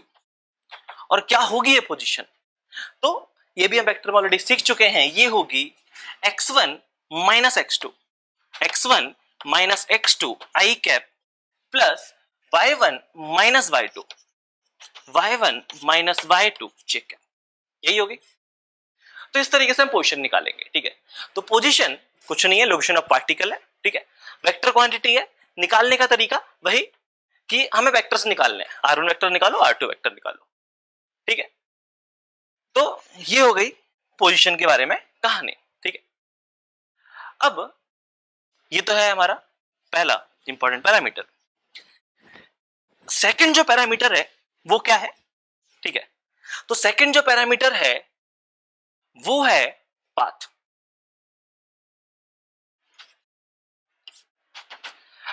अब तुम्हें पाथ निकालना है, तो पाथ कैसे निकालते हो, ठीक है, तो अगर मान लो पहले पार्टिकल यहां पे है पॉइंट ए पे, फिर पार्टिकल यहां पहुंचा, फिर पार्टिकल यहां पहुंचा, फिर पार्टिकल यहां पहुंचा, या और अच्छा कर लेते हैं, यहां था पार्टिकल यहां है, फिर पार्टिकल यहां पहुंचा, फिर यहां पहुंचा, फिर यहां, ऐसे कुछ पार्टिकल मोशन कर रहे हैं, कोई दिक्कत नहीं है। तो अगर मुझे पाथ निकालना है तो क्या मैं सीधा पार्टिकल की कोई, ये तो सक्सेसिव पोजीशन है, इन सक्सेसिव पोजीशन को ज्वाइन कर दूं तो क्या मुझे मेरे पार्टिकल का पाथ मिल जाएगा? हाँ बिल्कुल सही, यही तो होता है। जैसे मान लो मैं ऐसे कुछ मोशन किया, ठीक है, सीधा आया, अब मुझे निकालना है मेरा पाथ क्या है, तो मैं क्या करूं, अपने फुटप्रिंट्स को कनेक्ट कर दूं, पहले फुटप्रिंट को सेकंड से, सेकंड को थर्ड से, थर्ड को फोर्थ से। अगर मैं सारे फुटप्रिंट्स को कनेक्ट करूंगा तो मुझे मेरा पाथ मिल जाएगा। तो फिजिक्स में क्या है, फिजिक्स में फुटप्रिंट्स क्या है, अपने पोजीशंस है। अगर मैं पार्टिकल की सारी पोजीशन को कनेक्ट कर दूं तो मुझे क्या मिलेगा, मेरे पार्टिकल का पाथ मिलेगा। और ऐसा नहीं है कि आप रैंडमली कि इस पोजीशन को आप इससे कनेक्ट कर दो, ये नहीं कर सकते हो, आपको सक्सेसिव पोजीशंस को कनेक्ट करना पड़ेगा, फर्स्ट को सेकंड से, सेकंड को थर्ड से, थर्ड को फोर्थ से। तो पाथ कुछ नहीं है, पाथ है line joining successive positions of particle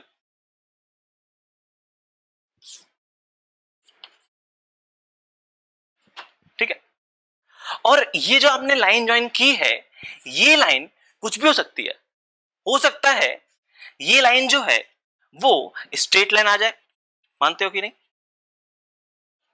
ठीक है, या हो सकता है ये एक सर्कल आ जाए, या हो सकता है ये एक पैराबोला आ जाए, ये कुछ भी एक रैंडम कर्व हो सकता है। तो डेफिनेशन क्या है, डेफिनेशन है the line joining successive position of particle is known as path and it can be straight line, circle, parabola और एनी रैंडम कर्व। ठीक है, तो छाप लिया, तो ये कुछ भी सकता है। तो पाथ यहाँ पे, सर्कल कैसे होता है, सर्कल बहुत सिंपल सी बात है, पार्टिकल यहां था, फिर यहां था, फिर यहां था, फिर यहां था, पार्टिकल ऐसे कुछ घूम रहा है, सारे पॉइंट को कनेक्ट किया, क्या बना, सर्कल बना। पार्टिकल यहां था, यहां था, यहां था, सारे पॉइंट को कनेक्ट किया, क्या बना, स्ट्रेट लाइन बना। ठीक है, तो पाथ तो कुछ भी हो सकता है, कोई दिक्कत नहीं है। तो ये कहानी थी किसके बारे में, पोजीशन ऑफ पाथ। और एक छोटा सा पॉइंट और ऑब्जर्व करना कि हमने पोजीशन डिफाइन की, और पोजीशन की हेल्प से हमने क्या डिफाइन की, पाथ डिफाइन की। अब हम क्या करेंगे, अब हम पाथ की हेल्प से कुछ और टर्म्स डिफाइन करेंगे। ठीक है, तो सारी चीजें कनेक्टेड है। तो अब अगर हम पाथ की हेल्प से, अब हम बात करने वाले हैं किसके बारे में, डिस्टेंस और डिस्प्लेसमेंट के बारे में। ठीक है, ओके, तो अपन बात कर रहे हैं किसके बारे में, डिस्टेंस के बारे में। तो नेक्स्ट जो है वो है हमारा डिस्टेंस, ठीक है। तो डिस्टेंस को अपन डिफाइन करते हैं पाथ के रिस्पेक्ट में, ठीक है। अब क्या है डिस्टेंस? तो डिस्टेंस की बहुत ही सिंपल सी डेफिनेशन है, length of the path. Particle ने जो भी पाथ फॉलो किया है उसकी लेंथ कितनी है, ठीक है, वो है हमारा डिस्टेंस, ठीक है। क्या है? लेंथ। अब एक छोटी सी चीज है कि लेंथ डिफाइन करने के लिए ऑब्वियस सी बात है आपको मैग्नीट्यूड चाहिए, ठीक है।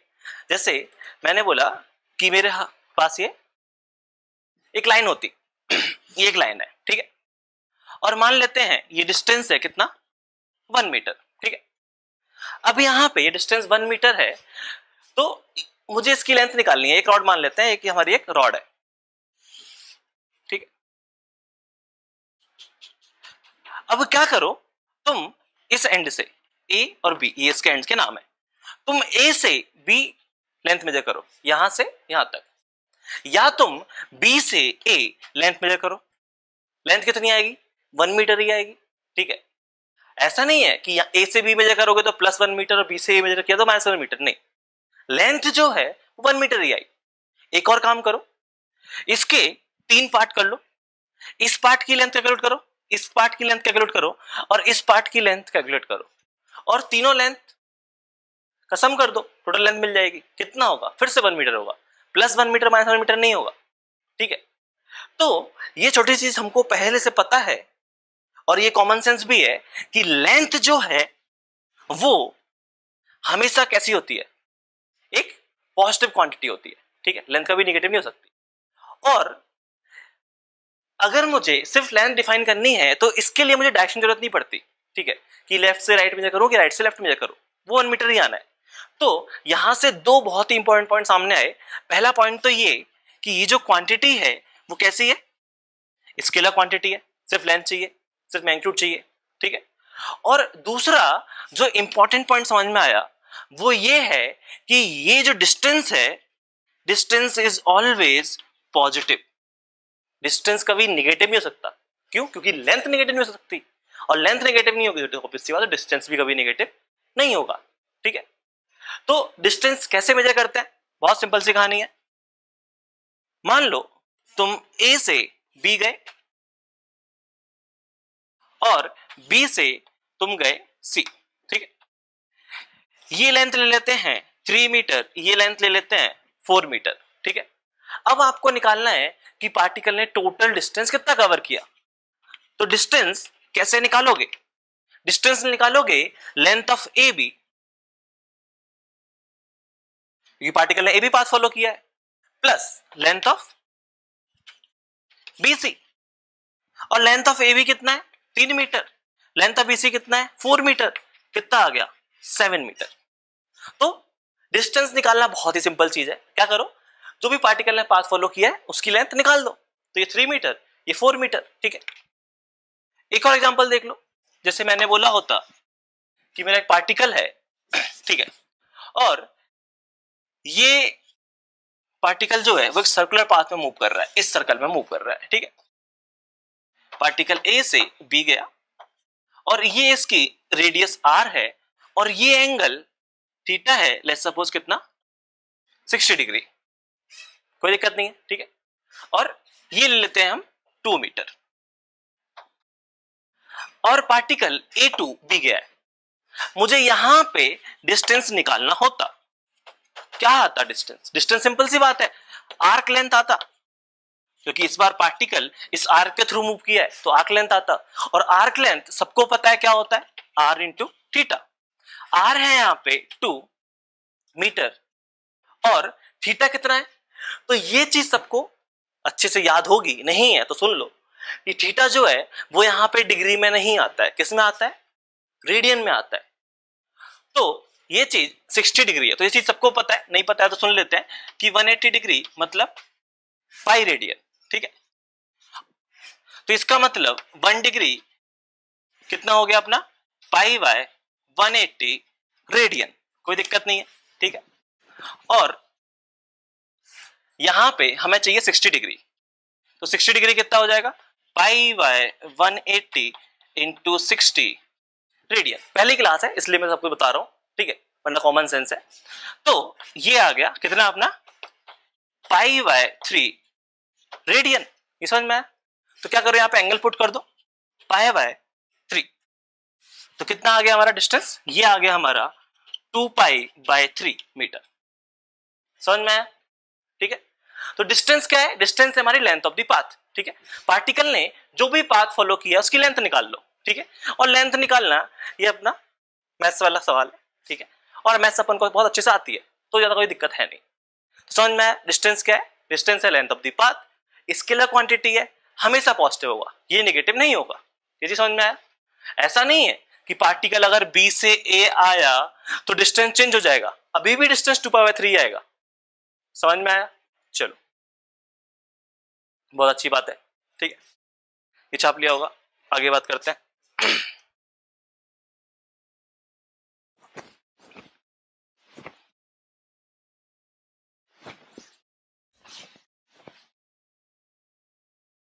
नेक्स्ट जो है पैरामीटर वो है हमारा क्या, डिस्प्लेसमेंट, ठीक है। तो 3 हो गए अभी तक, चौथा है हमारा डिस्प्लेसमेंट। और डिस्प्लेसमेंट, ठीक है, तो डिस्प्लेसमेंट क्या होता है, डिस्प्लेसमेंट जो है ये है हमारा change in position, change in position. ये समझ में आया? और चेंज इन पोजीशन, और इसी सबको पता है कि पोजीशन कैसी क्वांटिटी है, वेक्टर क्वांटिटी है, तो मैं इसको चेंज इन पोजीशन वेक्टर लिख दूं। मानते हो कि नहीं? ठीक है। तो अगर मान लेते हैं कि हमारा पार्टिकल इनिशियली है पोजीशन P1 पे, ओरिजिन के रिस्पेक्ट में ही बात कर लेते हैं कि हम ओरिजिन के रिस्पेक्ट में बात कर रहे हैं। तो पहले है पार्टिकल यहां पे पॉइंट A पे, अब पार्टिकल चला गया पॉइंट B पे, तो ये है इसकी इनिशियल पोजीशन R1 वेक्टर, ये है इसकी फाइनल पोजीशन R2 वेक्टर, ठीक है। तो पार्टिकल का डिस्प्लेसमेंट क्या होगा, चेंज इन पोजीशन वेक्टर, ठीक है। तो चेंज इन पोजीशन वेक्टर की अगर हम बात कर रहे हैं, इसको हम रिप्रेजेंट करते हैं S वेक्टर से। तो यहां से ये जो S वेक्टर आ गया, क्या ये आ गया R2 माइनस R1 होना चाहिए, final position minus initial position, ये तो होगा। पार्टिकल पहले यहां t इक्वल टू 0 पे, कुछ टाइम बाद यहां पहुंच गया, ठीक है। तो ये होगा हमारा चेंज इन पोजीशन वेक्टर, ठीक है। कैसे रिप्रेजेंट करेंगे इसको, तो क्या चेंज इन पोजीशन वेक्टर ये होगा हमारा, बिल्कुल सही, ठीक है, triangle law of vector addition, कोई दिक्कत नहीं है। तो चेंज इन पोजीशन को हमने डिफाइन किया डिस्प्लेसमेंट, और ये जो क्वांटिटी है ये कैसी क्वांटिटी है, वेक्टर क्वांटिटी है, देख के समझ में आ गया होगा, ठीक है, कोई दिक्कत नहीं है। इसको एक और चीज के नाम से जानते हैं कि डिस्प्लेसमेंट क्या है हमारा, डिस्प्लेसमेंट की अगर मैं लेंथ की बात करूं, सिर्फ मैग्नीट्यूड की बात करूं, तो डिस्प्लेसमेंट को हम length of the shortest path भी बोलते हैं। और ये चीज देख के समझ में आ रहा होगा कि अगर मुझे ए से बी जाना है तो पाथ बहुत सारे हैं जाने के, मैं कैसे भी जा सकता हूं, लेकिन शॉर्टेस्ट पाथ तो यही वेक्टर है, और इसी वेक्टर को अपन क्या बोल रहे हैं, डिस्प्लेसमेंट वेक्टर बोल रहे हैं। तो ये चीज समझो कि अगर आपको ए से बी जाना है और अगर आपको शॉर्टेस्ट पाथ के थ्रू जाना है तो ये फिक्स है, ठीक है, एंगल फिक्स हो गया है कि आपको इसी डायरेक्शन में जाना पड़ेगा, यही डायरेक्शन होगी। तो और डिस्टेंस भी फिक्स हो गया कि कितना जाना है, ठीक है। तो यहां पे आपको डिस्टेंस भी चाहिए, मैग्नीट्यूड भी चाहिए, आपको डायरेक्शन भी चाहिए, तो क्वांटिटी कैसी है, वेक्टर क्वांटिटी है। और बाकी कॉमन सेंस से समझ में आ रहा होगा, दो वेक्टर्स को माइनस करोगे, सब्ट्रैक्ट करोगे तो क्या मिलेगा, एक वेक्टर क्वांटिटी ही मिलेगी, ठीक है। तो ये हो गया हमारा डिस्प्लेसमेंट वेक्टर।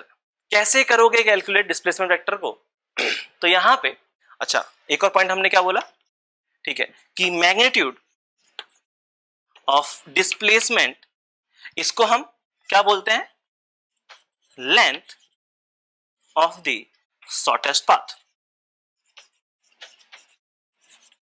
ठीक है। कैसे कैलकुलेट करोगे डिस्प्लेसमेंट, तो यहां पे ठीक है समझ लेते हैं कि पार्टिकल पहले ए था, ए से बी गया, ये फिर से 3 मीटर, पार्टिकल बी से सी गया, ये 4 मीटर, ठीक है। अब एक तो तरीका है कि आप क्या करो, पार्टिकल की फाइनल पोजीशन निकालो, आप पार्टिकल की इनिशियल पोजीशन निकालो, ठीक है, और उन दोनों पोजीशन को माइनस कर दो, ठीक है, एक तरीका है। या फिर एक और इंपॉर्टेंट तरीका है, और वो इंपॉर्टेंट तरीका क्या है, बहुत सिंपल है, ये वाला कॉन्सेप्ट यूज करो, ठीक है, कि मैग्नीट्यूड किससे मिलेगा, मैग्नीट्यूड मिल जाएगा length of the shortest path से, और डायरेक्शन हम निकाल लेंगे, डायरेक्शन के बारे में हम लोग बात करेंगे। लेकिन अगर मुझे इस क्वेश्चन में सिर्फ डिस्प्लेसमेंट का मैग्नीट्यूड ही निकालना होता कि डिस्प्लेसमेंट का मैग्नीट्यूड कितना है, तो क्या ये होगा शॉर्टेस्ट पाथ, बिल्कुल सही। और क्या ये क्वेश्चन में ऑलरेडी 90 डिग्री गिवन है, तो पाइथागोरस थ्योरम लगा दो, ये 3 स्क्वायर प्लस 4 स्क्वायर ये कितना आ गया, 5 मीटर आ गया, ठीक है, पाइथागोरस थ्योरम लगा दी। तो अगर मैं यहाँ पे डिस्प्लेसमेंट की बात करूं तो वो आ गया under root of 3 square plus 4 square बोले तो 5 मीटर, ठीक है। ये क्या है, डिस्प्लेसमेंट का मैग्नीट्यूड है। डायरेक्शन वो हम निकाल लेंगे बाद में, ठीक है। तो डायरेक्शन अगर आपसे पूछी जाए तो डायरेक्शन के लिए फिर आपको यही वेक्टर वाला फॉर्म अप्लाई करना पड़ेगा, r2 माइनस r1। लेकिन अगर मुझे सिर्फ और सिर्फ मैग्नीट्यूड से मतलब है तो फिर आप length of the shortest path निकाल दो, ठीक है, बहुत सिंपल है। तो ये था हमारा डिस्प्लेसमेंट की कहानी, ठीक है।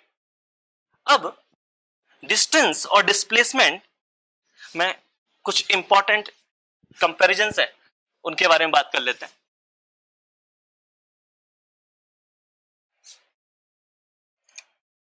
तो हम बात कर रहे हैं डिस्टेंस एंड डिस्प्लेसमेंट के कुछ इंपॉर्टेंट पॉइंट्स, ठीक है। क्या है वो इंपॉर्टेंट पॉइंट्स?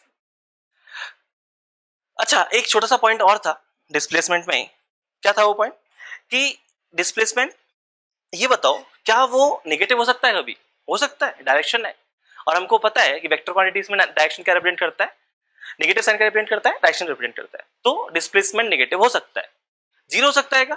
हो सकता है, बिल्कुल हो सकता है।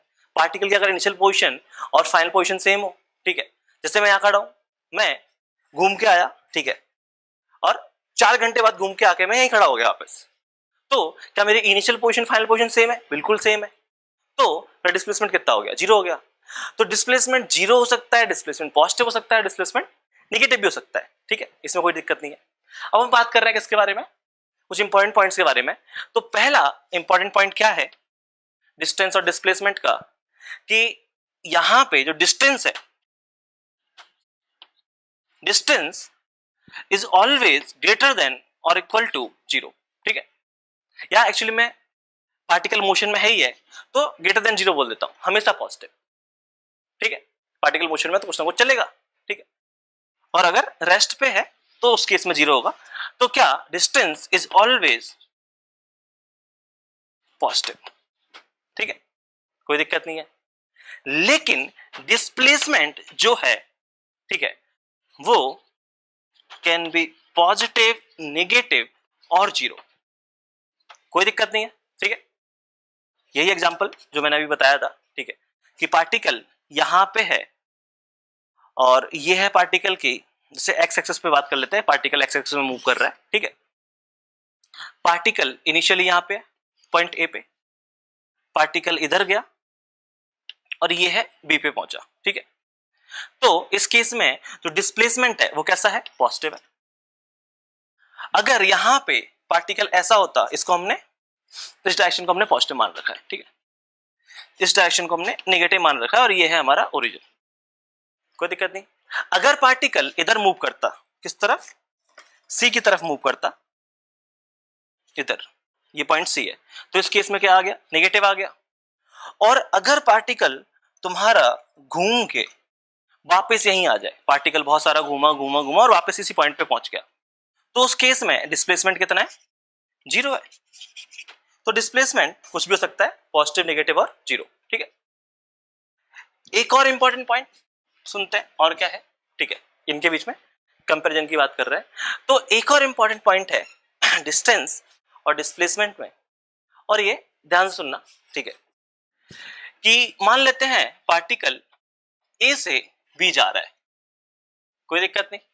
तो ए से बी जाने के बहुत सारे रास्ते हैं, पार्टिकल ऐसे कहीं घूम के चला जाए, ठीक है, पार्टिकल ऐसे जाए फिर ऐसे पहुंच जाए, ठीक है, पार्टिकल ऐसे कुछ रैंडम पाथ फॉलो करते हुए पहुंच जाए, कोई दिक्कत नहीं है। या हो सकता है पार्टिकल सीधे पहुंच जाए। तो हमारे पास पाथ 1, पाथ 2, पाथ 3 और पाथ 4, ये 4 पाथ है मान लेते हैं, ठीक है, कि अपन 4 तरीके से जा रहे हैं। तो पार्टिकल ए से भी जाएगा, तो हर एक में बात करोगे तो हर एक पाथ की लेंथ अलग अलग है, मतलब हर एक पाथ के लिए डिस्टेंस अलग अलग आएगा, कोई दिक्कत नहीं है, बहुत अच्छी बात है। लेकिन अगर मैं डिस्प्लेसमेंट की बात करूं तो डिस्प्लेसमेंट, अगर पार्टिकल ने पाथ 1 फॉलो किया है तो भी डिस्प्लेसमेंट यही है, पार्टिकल ने पाथ 2 फॉलो किया तो भी डिस्प्लेसमेंट यही है, पार्टिकल ने पाथ 3 फॉलो किया तो भी डिस्प्लेसमेंट यही है, पार्टिकल ने पाथ 4 फॉलो किया है तो भी डिस्प्लेसमेंट यही है।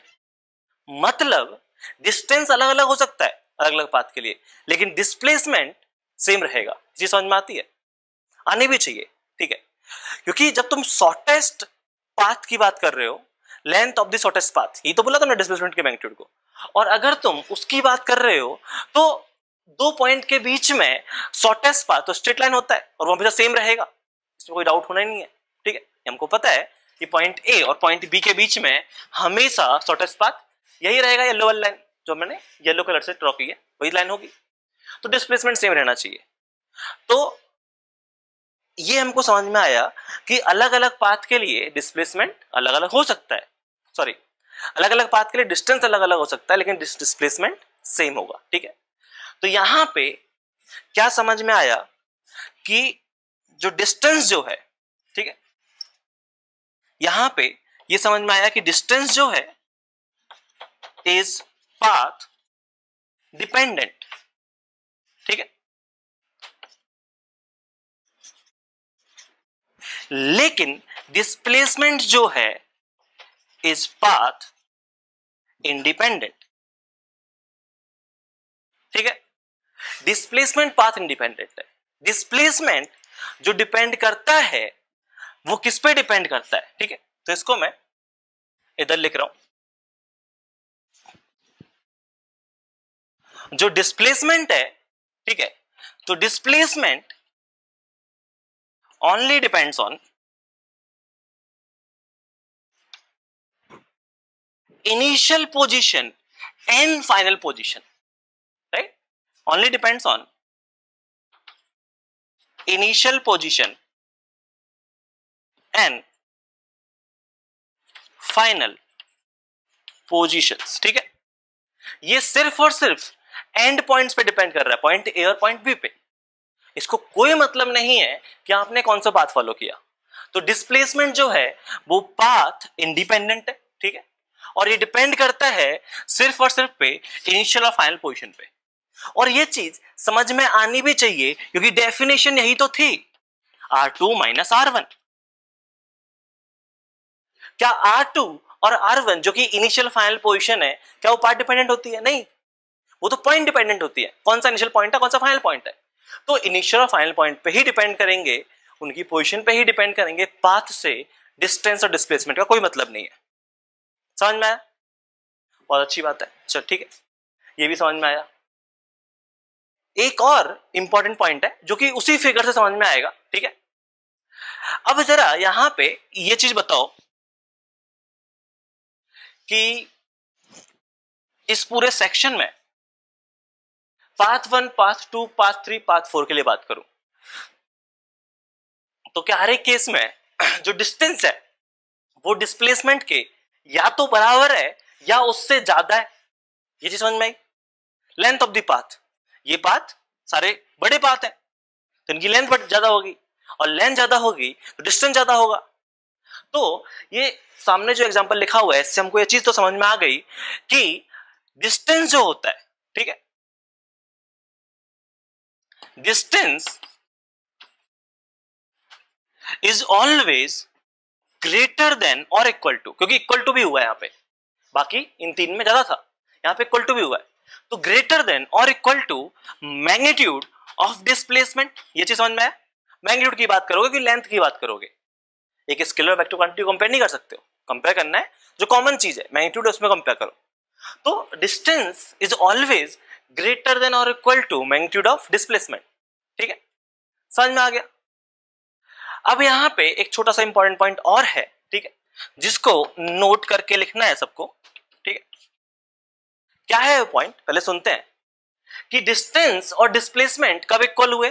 ठीक है, तो कोई बोल सकता है कि जब पार्टिकल स्ट्रेट लाइन में चल रहा है तो डिस्टेंस और डिस्प्लेसमेंट इक्वल है, स्ट्रेट लाइन में चला, कोई दिक्कत नहीं है।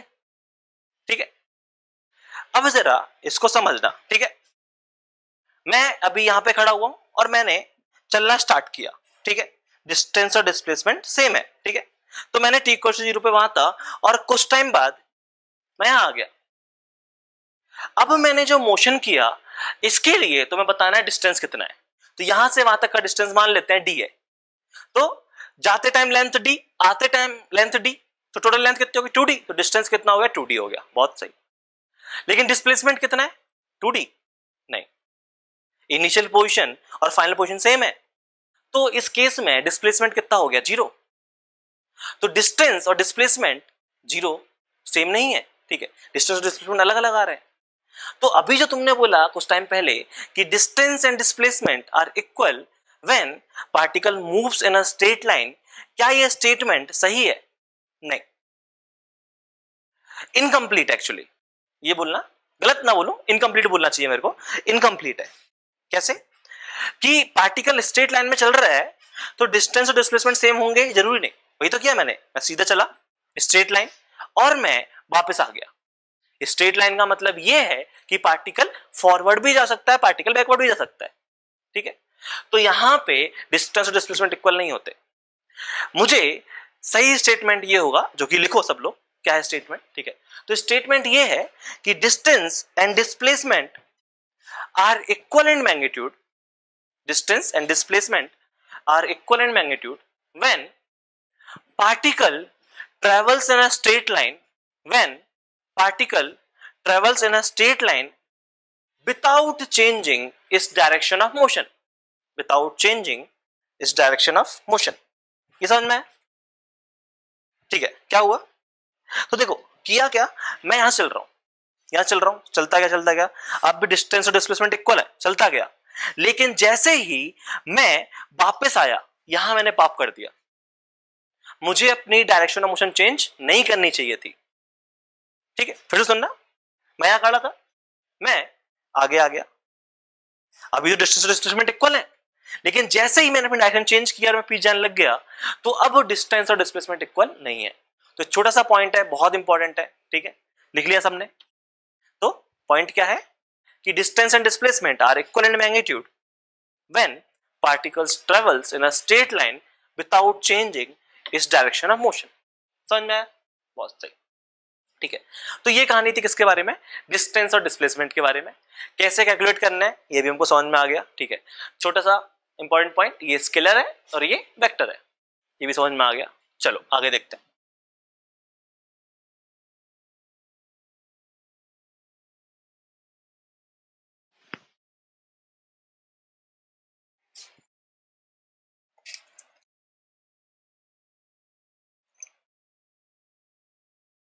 जो नेक्स्ट इंपॉर्टेंट पॉइंट है वो है हमारा, अभी तक 4 हो चुके हैं, तो हमने क्या किया, हमने अभी तक पहले डिफाइन की पोजीशन, पोजीशन के हेल्प से हमने डिफाइन किया पाथ, और पाथ की हेल्प से हमने दो नई क्वांटिटी डिफाइन की, एक डिस्टेंस और एक डिस्प्लेसमेंट। अब हम क्या करेंगे, डिस्टेंस और डिस्प्लेसमेंट की हेल्प से दो नई क्वांटिटी और डिफाइन करेंगे। ठीक है, क्या है वो क्वांटिटी सुनो। तो पहले मैं बात करता हूं किसके बारे में, तो पहले मैं बात कर रहा हूं वेलोसिटी के बारे में। ठीक है, ठीक है, वेलोसिटी और स्पीड ये दो क्वांटिटी इनके बारे में बात करूंगा। तो पहले वेलोसिटी के बारे में बात करेंगे, फिर अपन बात करेंगे स्पीड के बारे में। ठीक है, अब वेलोसिटी क्या है, ठीक है, तो या स्पीड क्या है, ये दो सवाल है। तो ये चीज सबको पता है, ठीक है, या बचपन में हम लोग पढ़ के आए हैं। मैंने बोला कि मैं 1 सेकंड में 10 मीटर डिस्टेंस कवर करता हूं, तो सिंपल सा है, मेरी स्पीड कितनी हो गई 10 मीटर पर सेकंड। अगर मैंने बोला कि मेरे पास कार है और वो कार 1 आवर में 100 किलोमीटर डिस्टेंस कवर करती है, ठीक है, तो कितना हो गया 100 किलोमीटर पर आवर, ये तो स्पीड हो गई। ठीक है, लेकिन सिर्फ इतनी सी कहानी नहीं है, कहानी बहुत इंपॉर्टेंट है, और ये जो तुम पढ़ के आए हो ये बेसिक्स है। ठीक है, हमें काफी डेप्थ में जाना है, तो अपन सुनते हैं क्या है वेलोसिटी, ठीक, और स्पीड। तो अभी तक क्या पढ़ के आए हम लोग, पढ़ के आए हैं कि किस रेट से आपने डिस्टेंस कवर किया, या किस रेट से आपने डिस्प्लेसमेंट कवर किया उसको अपन स्पीड या वेलोसिटी बोल रहे हैं, ठीक है। तो यही चीज बिल्कुल सही सुन के आए हो। तो डेफिनेशन क्या है वेलोसिटी? वेलोसिटी है rate at which displacement is covered.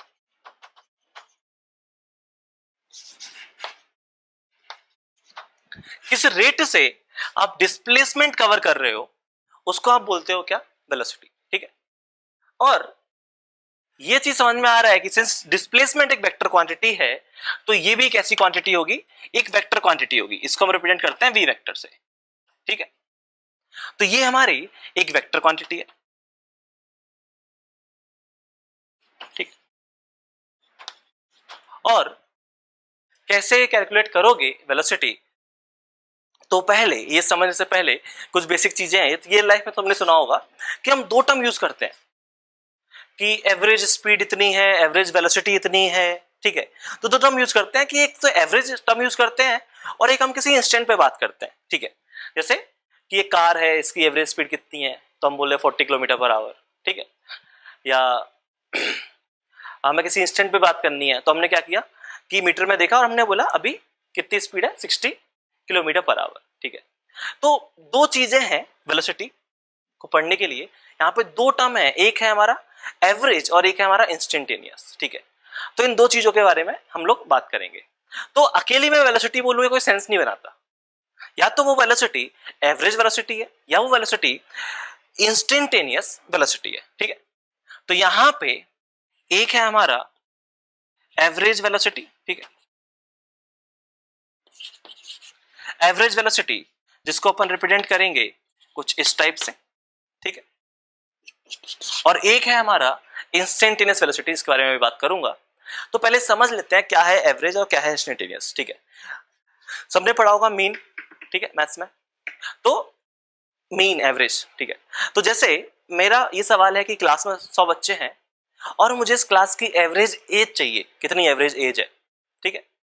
तो क्या करेंगे अपन, सारे बच्चों की एज ऐड करेंगे, मल्टीप्लाई डिवाइड बाय 100 कर देंगे, इस तरीके से एवरेज निकालेंगे। तो यहां पे क्या इंपॉर्टेंट पॉइंट है वो ये है कि एवरेज की जब बातें करते हो तो एवरेज में एक इंटरवल की बात करते हो।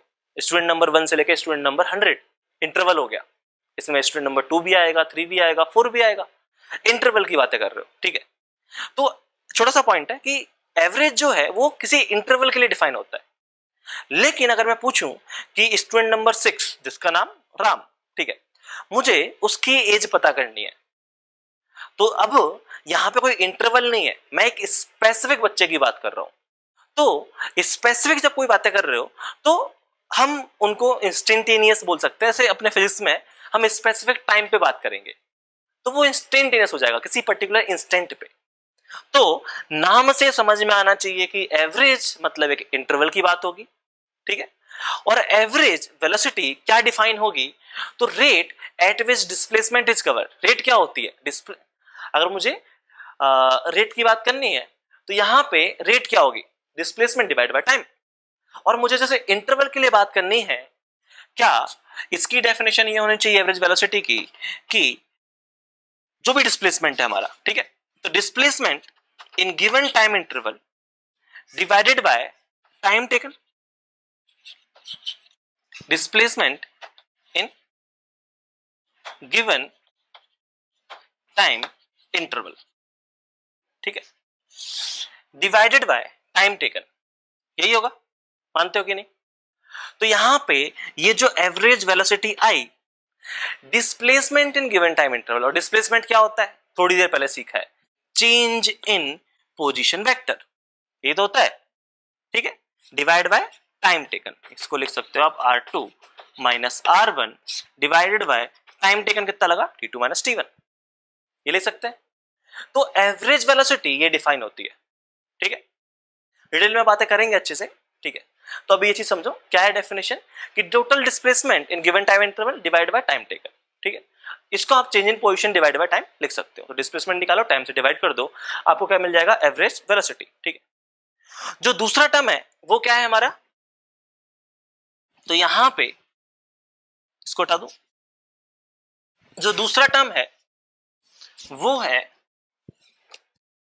इंस्टेंटेनियस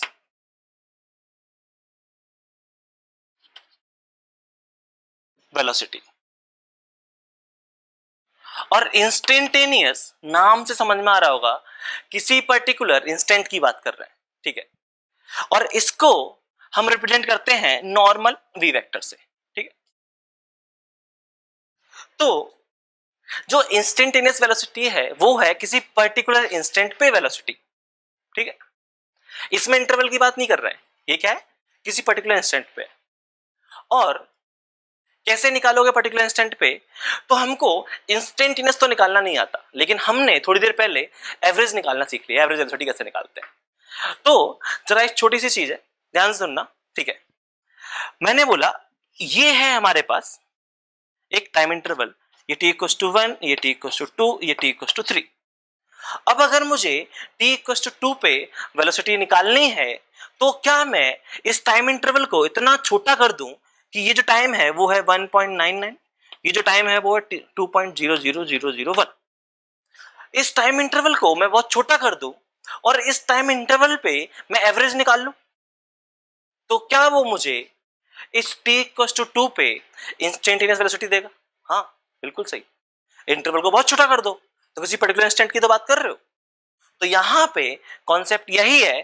कॉन्सेप्ट क्या है? कॉन्सेप्ट बहुत सिंपल सा है, आपको एवरेज निकालना आता है, और एवरेज निकालना आता है तो उसकी हेल्प से हम इंस्टेंटेनियस निकाल सकते हैं। एवरेज क्या निकाला? तो तुमने बोला change in position divide by time, displacement divide by time, ये तो बोला। अब अगर मैं इसमें क्या करूं, लिमिट लिखने का तरीका है, इस इंटरवल को बहुत छोटा कर दूं, ऑलमोस्ट जीरो कर दूं, इंटरवल बहुत छोटा कर दिया, तो जो हमें एवरेज वेलोसिटी मिलेगी उस छोटे से इंटरवल के लिए, क्या वो उस इंस्टेंट पे इंस्टेंटेनियस वेलोसिटी होगी? बिल्कुल सही। इसी चीज को हम मैथ्स में डेरिवेटिव के नाम जानते हैं। क्या है ये लिखा हुआ है D R vector divide by d T. समझ में आया? तो यहां से वेलोसिटी जो है वो आ गया rate of change of position with respect to time. ये डेरिवेटिव लिखा हुआ है d by d t, derivative हम लोग पढ़ चुके हैं, ठीक है। तो या नहीं पढ़े हो तो अभी आगे पढ़ा दिया जाएगा। तो v जो है ये क्या है हमारा, d r by d t. Derivative, position का डेरिवेटिव करो टाइम के रिस्पेक्ट में, तो तुम्हें क्या मिलेगी? वेलोसिटी मिलेगी। और कौन सी वेलोसिटी होगी? वो उस पर्टिकुलर इंस्टेंट पे वेलोसिटी होगी। अब यहां पे एक छोटा सा चीज है कि क्वेश्चन में क्या होता है, क्वेश्चन में काफी बार इंस्टेंटेनियस टर्म मेंशन नहीं करते, ठीक है। तो फिर कुछ लोगों को डाउट आता है कि सर हमको कैसे पता चलेगा कि एवरेज पूछी है कि इंस्टेंटेनियस पूछी है? तो जरा कॉमन सेंस लगाना और छोटे सवाल पूछ रहा हूं मैं, उसका जवाब देना, ठीक है। मैंने पूछा कि फाइंड वेलोसिटी ऑफ पार्टिकल, ठीक है ना, एवरेज बोला ना इंस्टेंटेनियस बोला, ठीक है। मैंने क्या बोला? Find velocity of particle during t equal to 0 to t equal to 10 second, ये बोला मैंने। तो ये कॉमन सेंस से समझ में आ रहा होगा कि मैंने जो वेलोसिटी पूछी है वो कौन सी पूछी है? एवरेज पूछी है, इंटरवल के लिए बात की है। और इंटरवल के लिए बात करते हो एक बड़ा इंटरवल, ठीक है, एक इंटरवल के लिए बात कर रहे हो t इक्वल टू 0 से लेकर 10 सेकंड तक, तो इंस्टेंटेनियस तो नहीं पूछ रहे हो, क्या पूछोगे? एवरेज पूछोगे। बहुत सही। फिर मैंने एक और सवाल पूछा कि find velocity of particle at t equal to 2 second. तो t इक्वल टू 2 सेकंड क्या ये पर्टिकुलर इंस्टेंट है या इंटरवल है? एक पर्टिकुलर टाइम की बात कर रहे हो, एक पर्टिकुलर इंस्टेंट की बात कर रहे हो, तो कौन सी वेलोसिटी पूछी है? Instantaneous velocity. तो ये कॉमन सेंस हम लगा सकते हैं कि क्वेश्चन में एवरेज पूछा है, इंस्टेंटेनियस पूछा है, क्वेश्चन पढ़ के समझ में आ जाएगा। जनरली क्या होता है, जनरली क्वेश्चन में एवरेज वेलोसिटी लिखा होता है, इंस्टेंटेनियस वेलोसिटी नहीं लिखते हैं, क्या लिख देते हैं? नॉर्मल वेलोसिटी लिख देते हैं कि find velocity at t equal to 5 second. तो वो कौन सी वेलोसिटी पूछ रहे हैं? इंस्टेंटेनियस वेलोसिटी पूछ रहे हैं। और इंस्टेंटेनियस वेलोसिटी पूछ रहे हैं तो कैसे निकालेंगे? डेरिवेटिव करके निकालेंगे। इसको total displacement divide by time taken से नहीं निकालते हैं, समझ में आया ना? डेरिवेटिव करना पड़ेगा, ठीक है। तो उस एग्जांपल देख लेते हैं, ठीक है। जैसे मान लो क्या किया हमने, हम जा रहे हैं ऐसे कुछ एक सर्कल में, ठीक है, ये एक सर्कुलर पाथ है, ठीक है। हम यहां से ए से बी गए, ठीक है, ए से बी गए, और इसकी जो रेडियस है वो रेडियस कितनी है?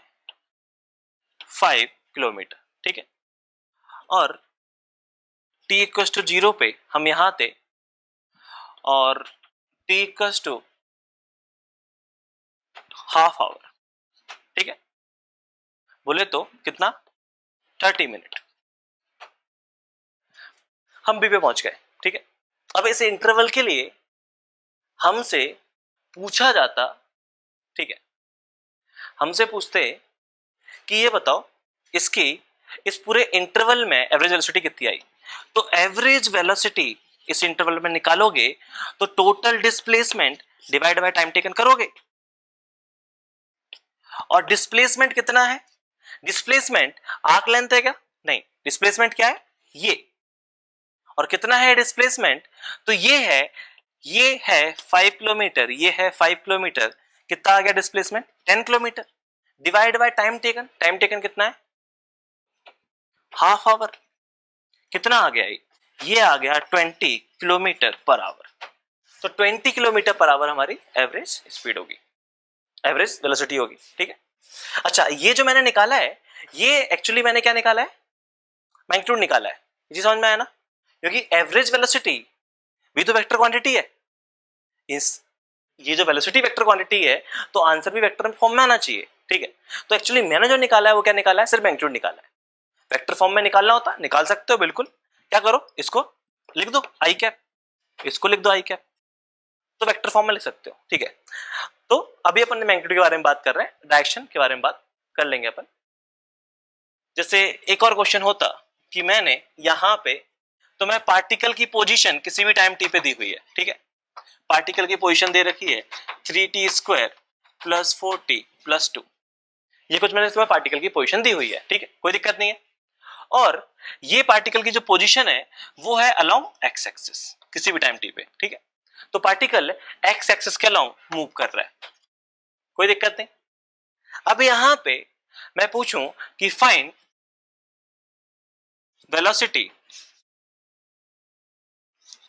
Eight t equals to 1 second, तो कौन सी वेलोसिटी पूछी है मैंने, इंस्टेंटेनियस वेलोसिटी पूछी है, ये समझ में आया। और इंस्टेंटेनियस वेलोसिटी पूछी है तो कैसे निकालोगे, तो किसी भी टाइम टी पे वेलोसिटी ये होगा rate of change of position, derivative कर दो, तो इसका डेरिवेटिव कितना आ जाएगा, तो dy dt of 3t square plus 4t plus 2 I cap, इसका डेरिवेटिव करना है, कितना आ जाएगा इसका डेरिवेटिव, इसका डेरिवेटिव आ जाएगा 60 प्लस 4 आई कैप, यही आएगा, कोई दिक्कत नहीं है। ये है किसी भी टाइम टी पे वेलोसिटी, ठीक है। हमसे क्या पूछा गया, हमसे पूछा गया velocity at t equals to 1 second, t equals to 1 इसमें पुट कर दो, तो 6 इंटू 1 प्लस 4 आई कैप, कितना आ गया 10 आई कैप।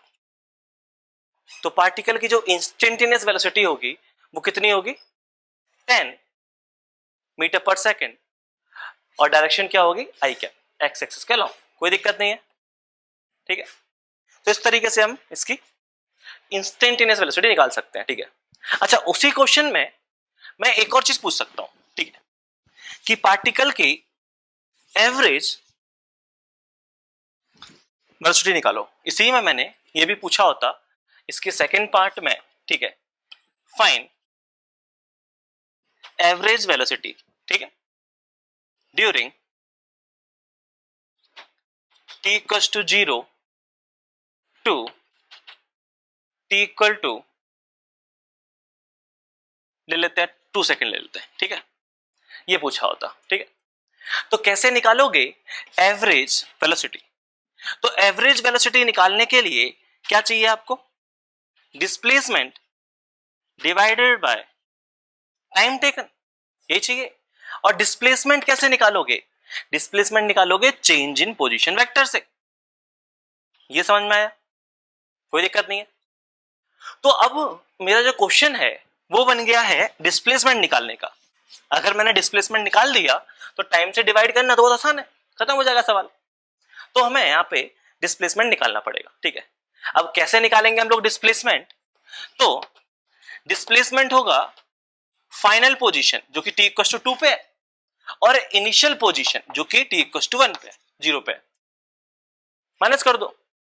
तो final position t equal to 2 put करो, इसमें कितना आ गया है, ये आ गया 3 into 2 square plus 4 into 2 plus 2 minus t equal to 0 put करो तो ये हो गया 3 इंटू 0 प्लस 4 इंटू 0, या मैं सिंपल सीधा लिख दूं कितना आ गया, ये 0 0 2 आ गया। ठीक है, ये समझ में आया। तो यहां पे ये कितना हो गया हमारा, ये हो गया 12 प्लस 8 प्लस 2 माइनस 2, तो वो कैंसिल हो जाएगा, तो ये लिखा हुआ है 20 आई कैप। ठीक है, सही लिखा हुआ है, कोई दिक्कत नहीं है। तो यहां पे डिस्प्लेसमेंट कितना आ गया, 20 आई कैप आ गया। और अगर मुझे डिस्प्लेसमेंट मिल गया तो एवरेज वेलोसिटी तो बहुत सिंपल हो गया, फिर तो कोई दिक्कत ही नहीं है, कितना आ गया 20 I cap divide by time taken 2 second, कितना आ गया 10 आई कैप। ये समझ में आया। तो ये जो मेरी एवरेज वेलोसिटी है वो आ गई 10 मीटर पर सेकेंड डायरेक्शन अलोंग आई कैप। चमका है सब कुछ। ठीक है, तो इस तरीके से हम एवरेज वेलोसिटी निकाल सकते हैं। ठीक है, तो अगर मुझे इंस्टेंटेनियस वेलोसिटी पूछी तो मुझे position as a function of time given होगा। ठीक है, या मुझे क्वेश्चन में कुछ और इंफॉर्मेशन गिवन होगी। और अगर मुझे एवरेज निकालना है तो डिस्प्लेसमेंट निकालना पड़ेगा, और अगर मुझे निकालना है इंस्टेंटेनियस तो मुझे डेरिवेटिव करना पड़ेगा। ठीक है, तो ये क्वेश्चन समझ में आ गया होगा। ठीक है, कैसे क्या करते हैं।